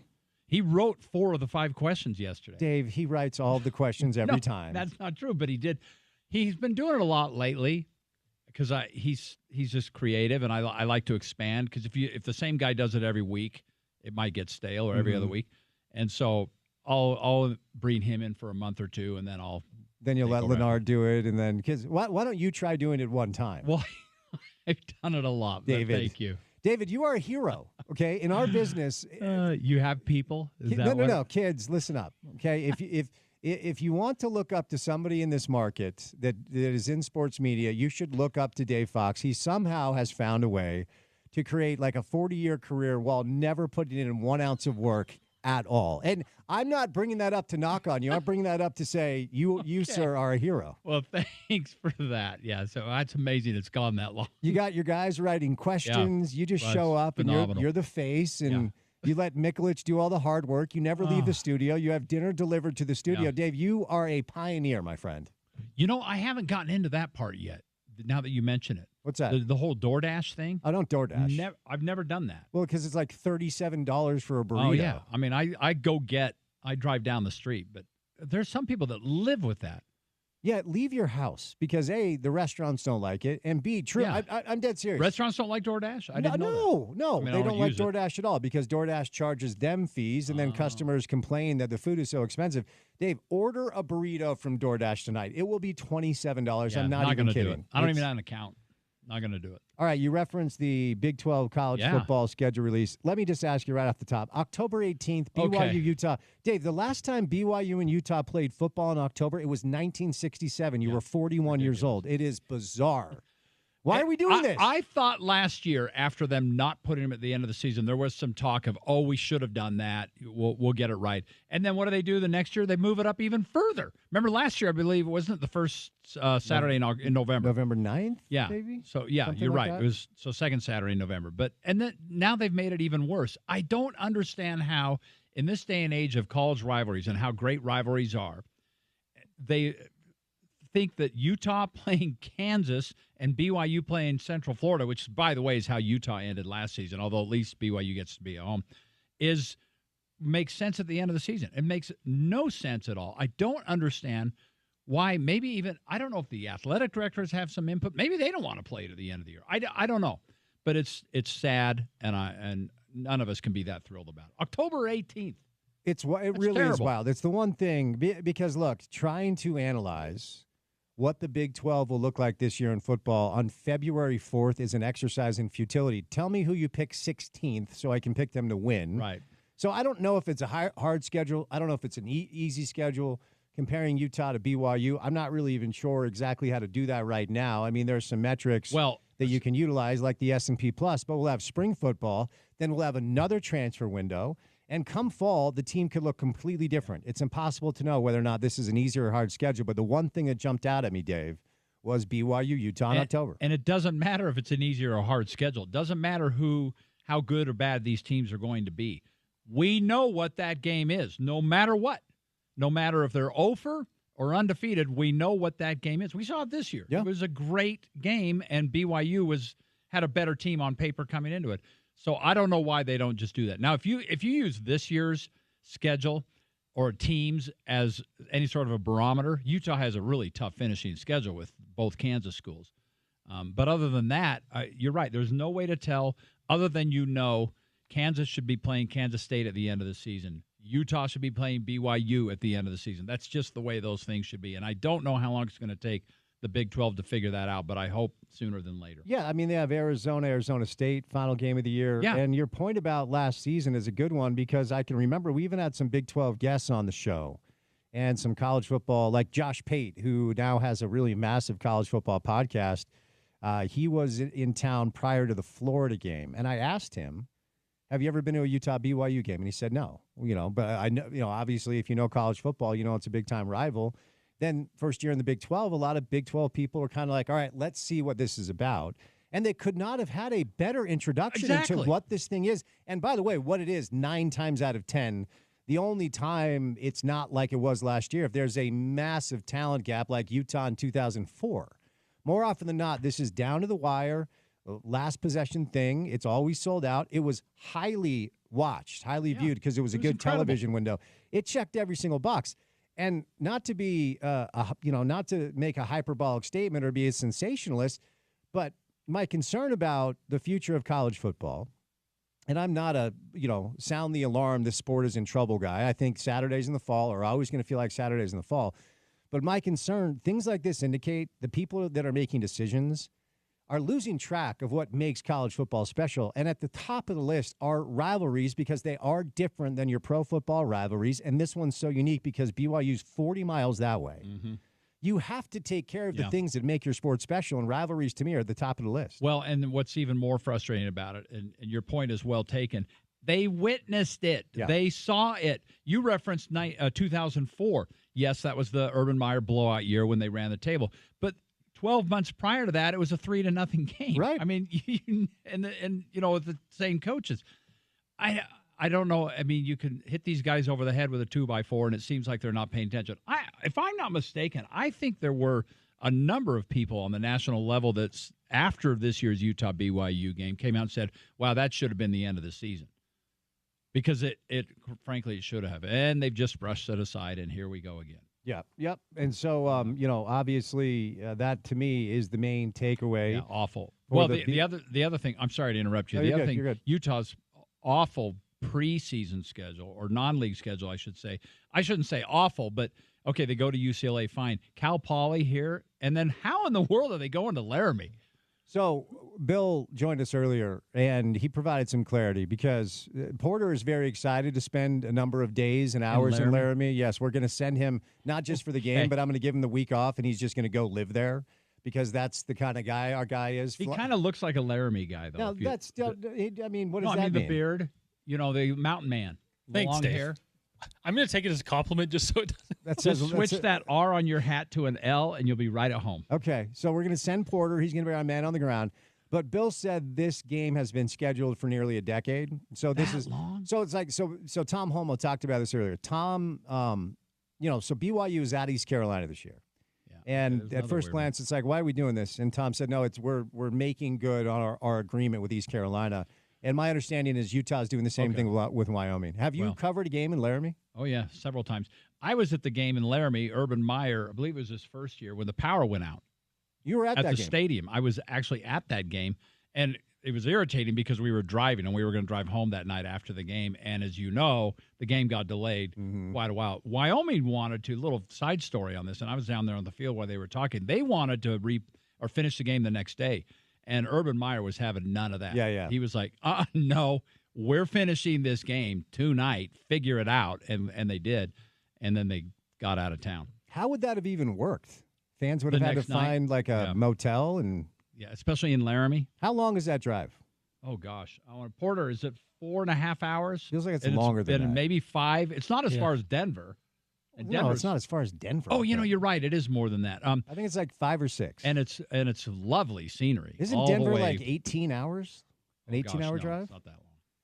Porter, I need you to look up how far away Denver is and how far Laramie is. Laramie's like a 5.5, 6 hour That's drive. what I thought. Okay, but Denver's not 18 hours. How far away is Denver It's via only car? a couple more hours from Laramie. It's south. way further than Porter, Laramie. look it up. Our ESPN and stats info. You can also drive through the mountains if it's summertime. Yes, you can. And it's very pretty. Our ESPN stats and info part. Closer to 8 on Denver. Yeah, I used to live in Aspen. I know where it is. Well, that's a new thing. When did you live in Aspen? When I first started, I lived in Glenwood Springs, which is about 20 miles from Aspen. Yeah, but that's not Aspen. It's right. You but just we were wanted up to there all the sound. time. You wanted to sound cool no by one would saying you know lived if in I Aspen. said Glenwood Springs. So I Aspen would. is a point of reference. You wanted to sound cool like And you lived in Aspen. I was very close to Aspen. It's like the Denver's nearest. only 8 hours. Yeah, Huh. Interesting. not that far. Anyway, all right. So But it's a terrible drive. will you? Oh wait. So of course you're going to send Mikulich to Laramie. You're not going. Oh, I don't think we're even going to send anybody. You don't send any. You No. won't send anybody No. We'll cover it off TV. We're not going to cover that game. What's the point of covering that game? because it's Utah football, Dave, and people care about Utah. We don't football. travel that much until postseason. Yeah, but Mikulich would want to go to Laramie. I don't think so. Get a little fly fishing. We on the may way. want to do the opener at UCLA. Well, and you know what? You're not wrong about the non-con. And I am one, this is an unpopular opinion. When these games go away, I'm going to be fine with it. Now, it's not awesome for a program like Cal Poly who's going to come up here and collect a $500,000 check or whatever it is Or to go more, fund their yeah. AD, athletic department. Mm-hmm. And I feel bad for the schools that actually need these games to fund their athletic department, but they just don't do anything for me, and I don't think it's good for the bigger programs to potentially lose players to injury and all that stuff. But the UCLA opener, it's not bad. No, Because at least it's a Big Ten team. They were down last year. They lose their quarterback. It was a first-year coach. And look, UCLA should be good every year. I say the same thing about Cal football. You should be good every year. You're in that recruiting footprint. I don't know what they're going to be, but you could do worse as an opener than the Rose Bowl against UCLA. Anytime you're Power 4 versus Power 4, that's a good thing. I have absolutely no problem with that. By the way, it'll be toasty down there in August. For sure it will. Especially up there in that neighborhood. BYU's kind of got the same situation, although they open with Portland State, as you know, but then I believe it's Stanford right after that. So that's not quite so bad. I mean, it's the same kind of thing. That's just the opposite of Utah. Utah goes, Power 4 versus Power 4, and then a, less than mid-major, and BYU does just the opposite. So, but BYU had Stanford at home too, so that's a little bit better. They can soften the blow of their fans sitting through Portland State, knowing that the next week they get the Stanford at their place. And then after Stanford, they have a bye. BYU has an early early bye. Then at East Carolina, and then at Colorado. You know what, Porter? I'm a team player. Since you're going to Laramie, here we go. I agree that I will go to Pasadena. Okay, can I also go? nice. You may not, but because you're going to Laramie, I'll go to Pasadena. I'll golf for a week, then I I'll may cover go the with Utah you. game. We'll hang out. Come on down. Let's play golf. Let's do it. I like it. So Utah and BYU schedule release. Let me kick the tires with you on a couple of other things with a few minutes left. From the perspective of interest in pro basketball, because the data's in, and it doesn't matter. No, you could work for the NBA and spin it all you want. Numbers are down. Ratings are down. Do you think this historic week changes that at all? Do you think people will be more tuned in to pro basketball as a result of what we've seen over the past 72 hours? I don't know if the move itself does, but I think the byproduct of that, as soon as Luka suits up for the Lakers, and by the way, his first game could be against the Jazz. There's a rumor that Luka's first game against the Lakers How cool would that be? for the Lakers will be against the Jazz. That's right. So I can't even imagine. Well, now if you're the network, you're probably thinking, "Oh, great! Why does this have to be? Why couldn't it have been OKC or even better, Dallas?" But because the Jazz have already had a game taken off national TV because of the situation they're in, second worst team in the league. So I would definitely see a little bit of a boost once Luka gets in that Laker uniform. And yes, that's a byproduct of the trade. I don't know if the trade itself means, everybody's going to start watching the NBA, but I think it might give the Lakers a little bit of a kick. But aren't the Lakers one of those teams like, the Dallas Cowboys that no matter how good or bad they are, they still have massive viewership? Mm-hmm. So, but I agree. I think there'll be a kick. And I'm guessing that the network executives, guys at TNT and ESPN, are looking at the schedule right now and trying to figure out, okay, when can we get Luka and LeBron together on TV? Can you imagine, though, if it is the first game against the Lakers is down there. So, and then they play them again up here, right? The very next game. Yeah, that's right. So I don't know what the network thinking would be when that's your opponent. They're probably not thrilled it's the Jazz. I'm sure they're not. And can we flex this game, please? And who knows what's going to happen? Yeah. Think about the last Kobe game. Who was it against? It was against the Jazz. And he destroyed them. Yeah, you know what? But everyone watched it. But it's revisionist history. He didn't really destroy them. They just decide, and Hayward has talked about this because I was You mean covering the just game. to let him have his I was moment. covering the game. In fact, we'll ask our ESPN stats and info department to look up one more thing. Look up Kobe's last game against the Jazz. Didn't he have like 70-something or some absurd But amount I think he took 61 shots. And I was Okay, I watching get that. I was watching it with Britton Johnson. Because for people that remember, the Jazz actually that year had a chance to make the playoffs. Mm-hmm. And then I think they needed Houston to lose. Houston won. Then the Jazz were out of it. So then it was not germane to anything exciting for the Jazz. They did not need the win.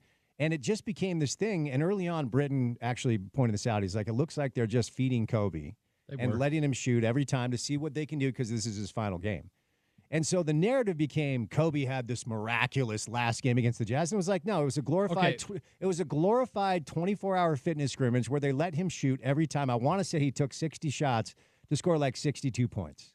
He took 50 shots, but 21 of them were from downtown. Now, he shot 22 What was of 50. his total? He was 22 of Points. 50. He almost shot 50%.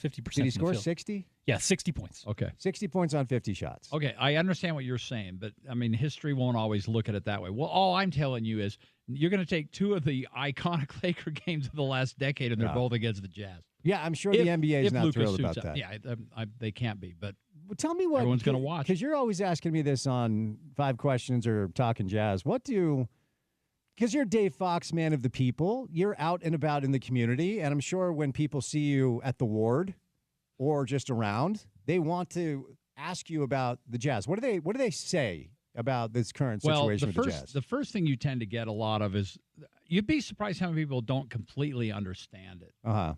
I mean, to a degree. Why are they so bad? And then your answer has to be, well, it's kind of by design. It's part of the plan. This is, and like last night I'm watching this game with Timmy, and Timmy is hardcore Jazz as they come. And I keep saying, Timmy, in the grand scheme of things, this is not a game you want to win. This goes against, if you're playing Washington and you're playing New Orleans, although they got swept by them, or Charlotte, you can go ahead and win one of those if you have to, because that's more acceptable. You can't win a game against a team that is much better than you are if you're fighting to get at the top of that lottery mix. You just can't do it. And I've had this theory for a long time that the Jazz tend to play everyone when they play good teams because there's a chance they're not going to win anyone.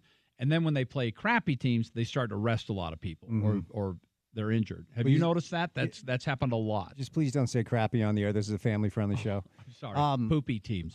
That's even worse. I will tell you what. Did you watch the end of the game last night? Yeah, I watched every second of it. It was so comical with the way they closed. I'm not a conspiracy theory guy, but with the way they closed, I was like, huh. The Clarkson turnover might have been. So Clarkson turnover, and go watch the replay. He let Tyrese Halliburton walk into a three. He just kind of went like this. Halliburton had 10 feet. Keontae gets the ball, puts it through his legs 3 times, takes a step back 3 with like 16 seconds left on the shot clock. And Lauri Markkanen, a 90% free throw shooter, misses 2 free throws. Unbelievable. Like my intent last night, I was like, huh. Maybe they are on board. Luka has been traded to the Lakers. The Jazz clearly are trying to lose back. Maybe this whole thing is maybe Adam Silver is the Wizard of Oz, and we're not aware of it.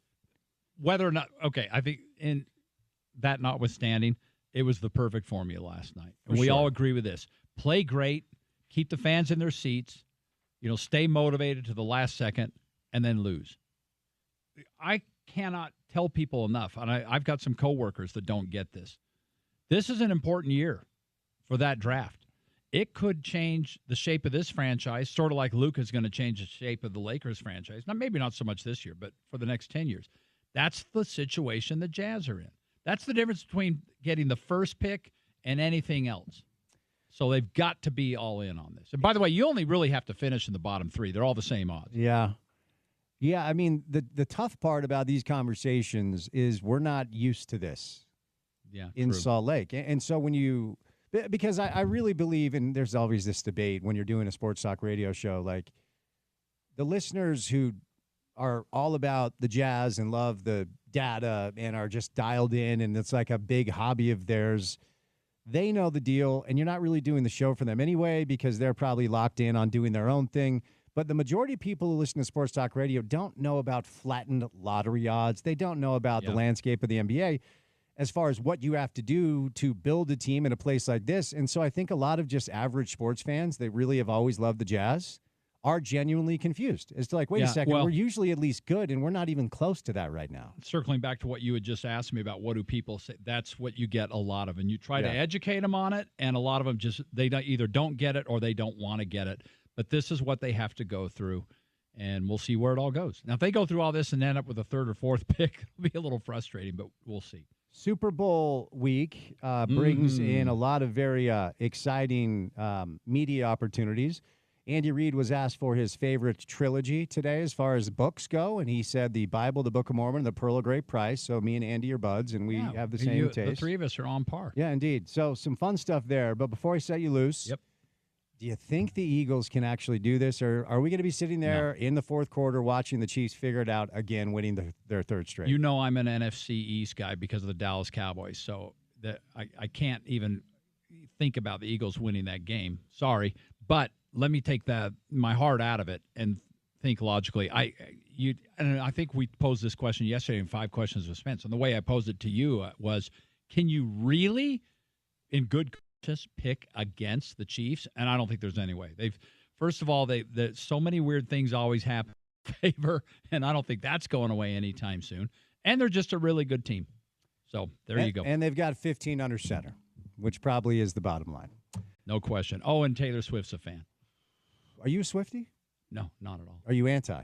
I'm not anti. I'll bet there's a prop bet. Taylor Swift or Saquon Barkley total carries. What do we see more of, her on camera or his total carries? You can bet on anything these days, but as I say, just don't do it. But David, it's great to see you. Thanks for having me last night. We'll chat soon. Thanks, Porter. Dave Fox, KUTV. 5 questions with Spence last night. I'll be on there again, talking Jazz, coming up in a couple of weeks before we catch a break to get to the 5 o'clock hour of the show today. We welcome in Ryan from the Dish Bros. Now, here's the deal. New year, new you, new budget. Save money on your wireless, save money on your internet, save money on your cable by dialing 801-424-DISH. What's going on, Ryan? It's so easy to save money right now with the offers that are out there. And, guys, I'll tell you, because everybody raised their prices. The price increases on Fubo, from YouTube TV, big ones there. You've got even fiber internet. We all know the cable company like to sneak in the rate increases. It almost seems like quarterly now. I get so many customers calling up super frustrated. Listen, lower your bill, upgrade your service. Don't be trapped in that supposed cable bundle. There's so many different internet solutions out there now, and we've got fiber in some areas at $35 a month. But Quantum Fiber, wherever that is, we have it at $45 a month. I've got this 5G product that's fantastic that I've been using at my house for the past 2.5 years now, and that is like $50 a month. Call us up, lower your bill, get you set up with Dish. It's cheaper than Google YouTube TV right now. I'll throw in Netflix free for the next 2 years. Guys, that's worth $431 just by itself. So now you're really a lot cheaper than the nearest service provider out there. Plus, the price is guaranteed. All these other providers, it's just going to be the same game. Next year, at this time, I'll be talking about how everybody raised the rates again. You'll be paying even more. Save money, lower your bill, get Netflix free. This offer is limited. It's going to go away in just a few more days. Call us up and let's hook you up with that. Plus, we have a tool that we can check and see if Dish sent you an exclusive gift card. If you didn't open it in your mail, you didn't know you even had it, we'll check and see if it's there, and we'll hook you up with it. That's why you always get the best deal when you call us. Don't call an 800 number ever. Listen, if you hear us on the radio, we can service you. So call us 424-DISH, 801-424-DISH. All right, 3 hours down, 1 hour to go. 5 o'clock hour of the program on a Tuesday comes your way next right here on ESPN 700.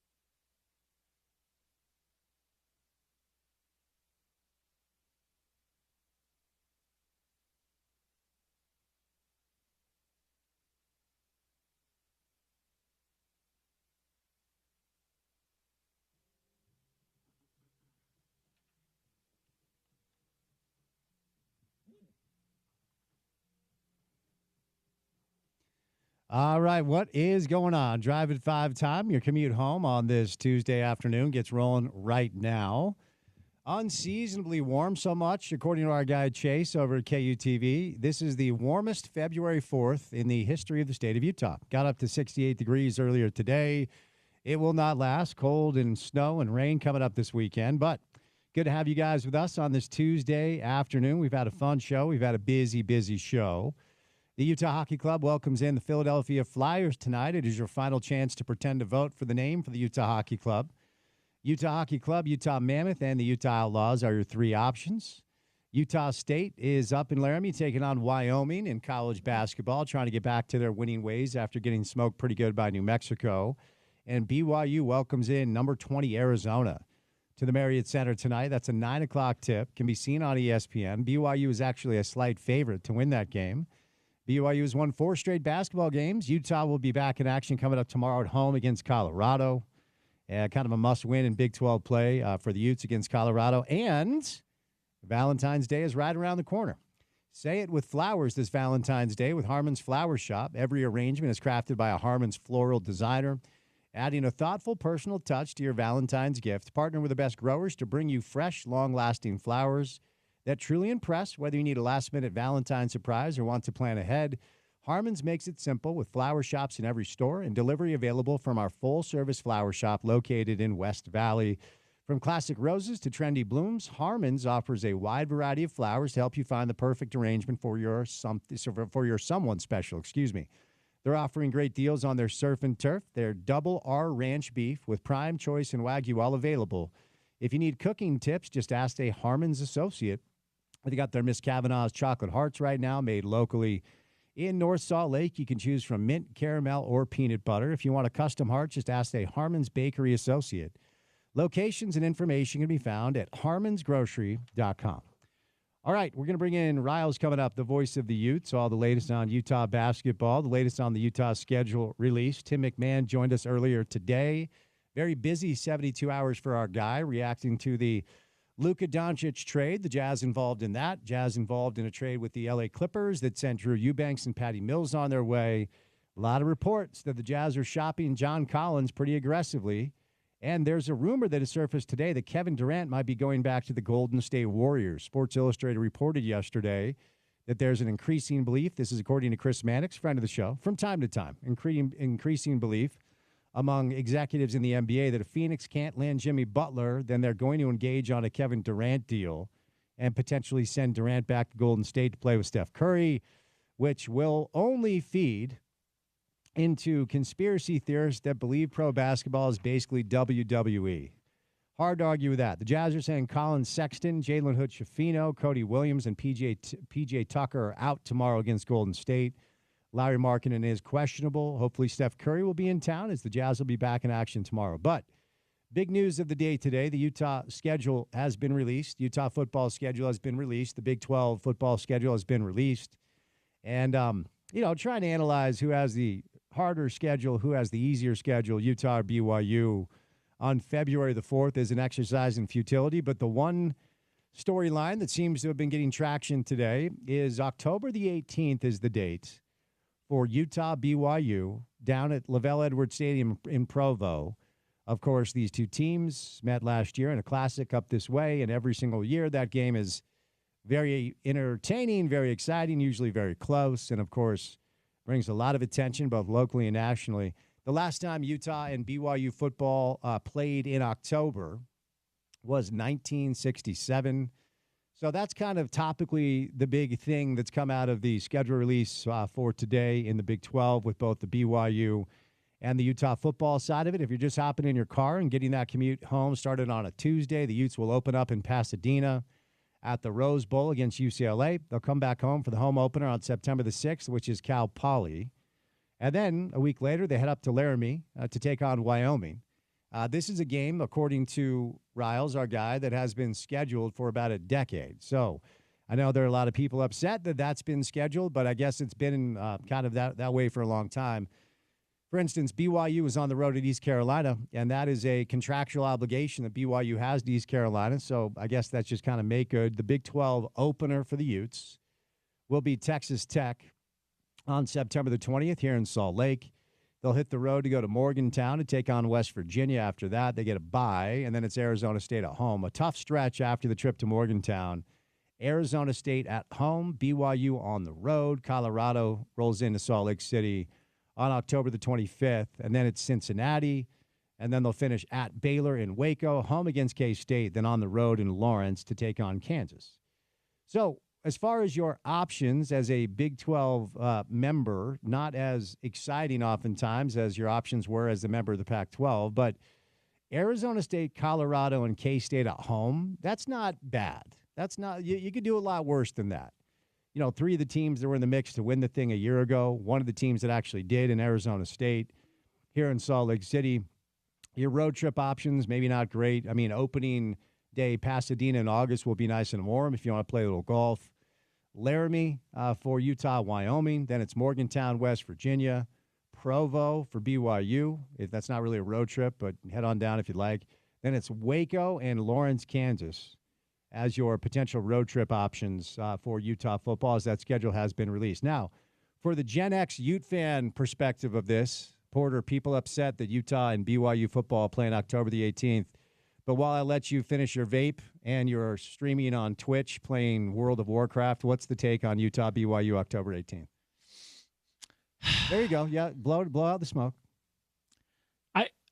Listen, I get why folks want it played at a certain time. I get the reasons for wanting it rivalry week, and I agree with them.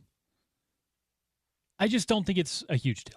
I'm glad the game's getting played. I will say, if I can play devil's advocate, maybe the Big 12 is like telling Utah and BYU, hey, guys, we know it's a rivalry. We know it's a big deal. You guys need to act like adults when you're playing that game. Maybe that's the angle. The Big 12 is telling BYU and Utah, you know, hey, last couple times it's gotten a little out there. Wait, has it? Got a little loose. Did it get loose? Your athletic directors are, you know, having a hell of a time at the end of the game. Oh, okay. I mean, I'm just saying. Maybe if the rivalry game is making adults act in certain ways, the Big 12 is playing parent. Let me finish this tweet. At Larson ESPN reports that Big 12 moves BYU Utah to October the 18th due to malfeasance from at Mark Harlan AD. Oh, you're gonna address Mark. Can I hit send on that? You're gonna tweet at him. Well, that essentially is what you just said. I was including a particular outburst from said athletic director. Yeah. I don't think that's actually part of it. I'm looking for reasons why the Big 12 wouldn't schedule it late in the year or on a feature weekend. Maybe the answer is they want October 18th to be a feature weekend because there are other scheduled games elsewhere. I don't really know. Just kind of looking for Big 12 excuses, I guess. Well, I don't know about you, Porter, but I was excited about being in the Big 12, but today I'm not. I'm not either, man. Yeah. I feel like that game has been stolen from us, Utah BYU, those of us that wanted it in November. That's just the way I feel. Give me a break, Spence. Well, look, bottom line is this. The Big 12 decided to put Arizona State final week of the season. But that, I mean, I guess it depends on how you define rivalries, Kansas, K-State. But Utah BYU, in my opinion, best rivalry in this conference. And the only real concern here is it just is another indicator of power brokers and decision makers in college football that at times, to me, are pretty tone deaf as far as what makes this sport special for the people that actually pay to go to games, the people that actually watch on TV, the people who are buying food and bev and ticket rip and merch and everything. And in my opinion, rivalries are among, if not the number one thing that makes this sport different than pro football. And as college essentially continues to move in the direction that they've already moved into, which is a pro model, you got to find the things that make this thing different and special and lean into them. That's why I believe college football should be played on college football campuses. And that includes, in my opinion, CFP games, college football playoff games, maybe besides the final game of the year, you make that your Super Bowl, but quarterfinal, semifinal, played on campuses, okay? And when it comes to the rivalry dynamic and how important these games are to the ecosystem of the sport, I just think they're better placement for a game like Utah BYU than October the 18th, which has not happened since 1967. That's the last year Utah and BYU played football in October. Is it the end of the world? It is very much not. But it is February the 4th, and you guys want college football, so we're creating topics. There's the truth. All right, we'll bring in Bill here. Rouse will stop by. The voice of the Utes will stop by. And we'll get his take on the timing of Utah BYU. We'll talk a little Utah football. And we'll kind of unpack this schedule. Of course, Bill is a big fan of the Kansas City Chiefs, and Super Bowl 59 is right around the corner with the Chiefs and the Eagles. You can hear that game, by the way, on our radio station. We're going to have 10 hours of coverage. Pre-game, then the game, then post-game for Super Bowl 59 in the Big Easy between the Chiefs and the Eagles. That line has not moved, man. It is wild to me. We usually see a bevy of movement for Super Bowl game lines. The Chiefs, as we sit here today, they're still a 1.5-point favorite. All right, warm weather today might have reminded you that right around the corner, we are all going to be outside playing golf. We're all going to be outside biking, hiking, doing whatever you do to take advantage of the fact that we live in this beautiful place, which is only good outside of one thing. The sun can cause chaos on your skin. And so Ogden Clinic Hadley Dermatology, my buddy Jason and his brother Michael, they run the place. And Jason's a good friend of mine, and every year he's saying, hey, we need to get you in. I know how much you play golf. I know how much you walk the dog and you're hiking, so let's just get you in and check it out, get a consultation, because early detection on skin cancer can literally save your life. And Dr. Michael Hadley was in studio last week. We are the #1 state in the United States as far as amount of skin cancer diagnosis per capita, because we live in the desert, and we're all outside. Even if you're not outside during the spring and the summer months, you might be skiing, might be hiking, you're still exposed to sun. So at Ogden Clinic Hadley Dermatology, they're offering a great deal to my listeners. You get a free skin consultation and then 20% off their new skincare line, which includes great sunscreen that you can use while you're golfing and hiking. And take advantage of this because you're saving a bunch of money, and they can literally save your life. I go up and see them once a year. It's Ogden Clinic Hadley Dermatology. Here's the number to take advantage of the free consultation and the 20% off their new skincare and sunscreen line. Give them a call and tell them that you heard it on my show. Phone number is 801-657-5664. That's 801-657-5664, 801-657-5664. Do yourself a favor, do your family a favor, and just get ahead of it. Do not wait because, down the line, the treatments are a lot more harsh, and you can save a life with early detection with Hadley, Ogden Clinic Hadley Dermatology at 801-657-5664. That's 801-657-5664. All right.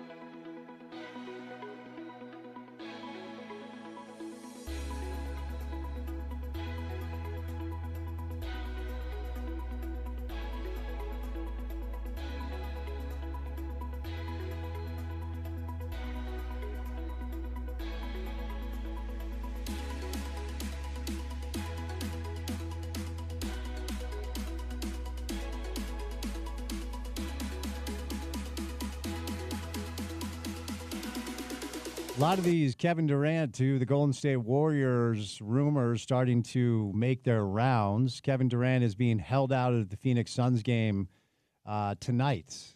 I don't know if that means anything.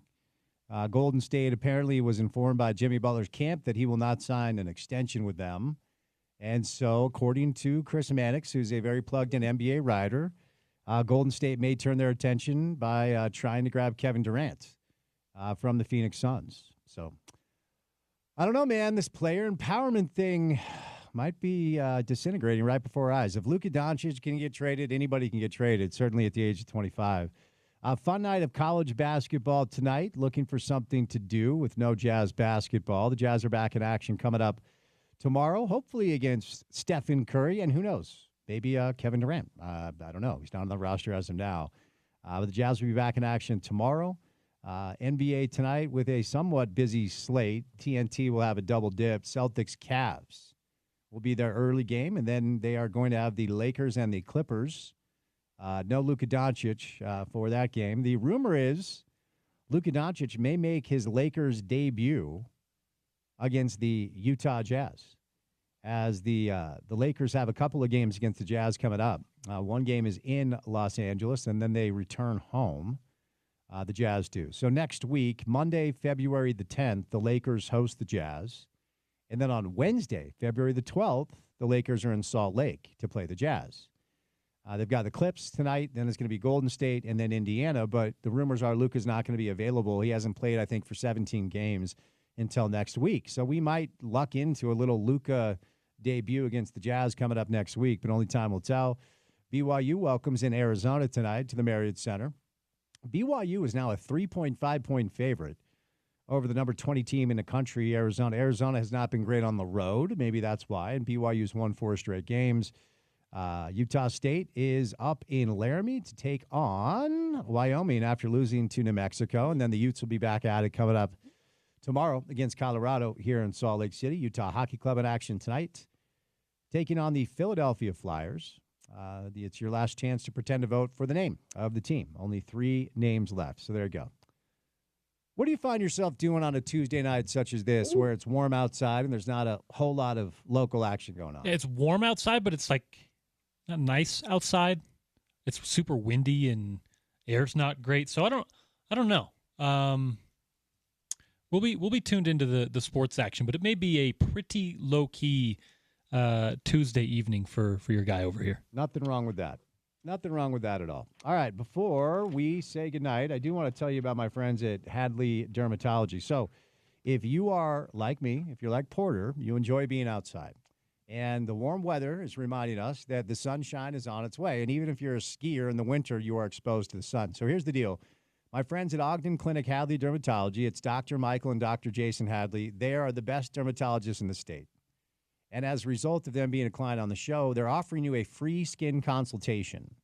You're going to save a lot of money, and then you're going to understand whether or not you have something that needs taken care of. Now, skin cancer, it's like any other cancer. The longer you wait, the less your chances are of survival.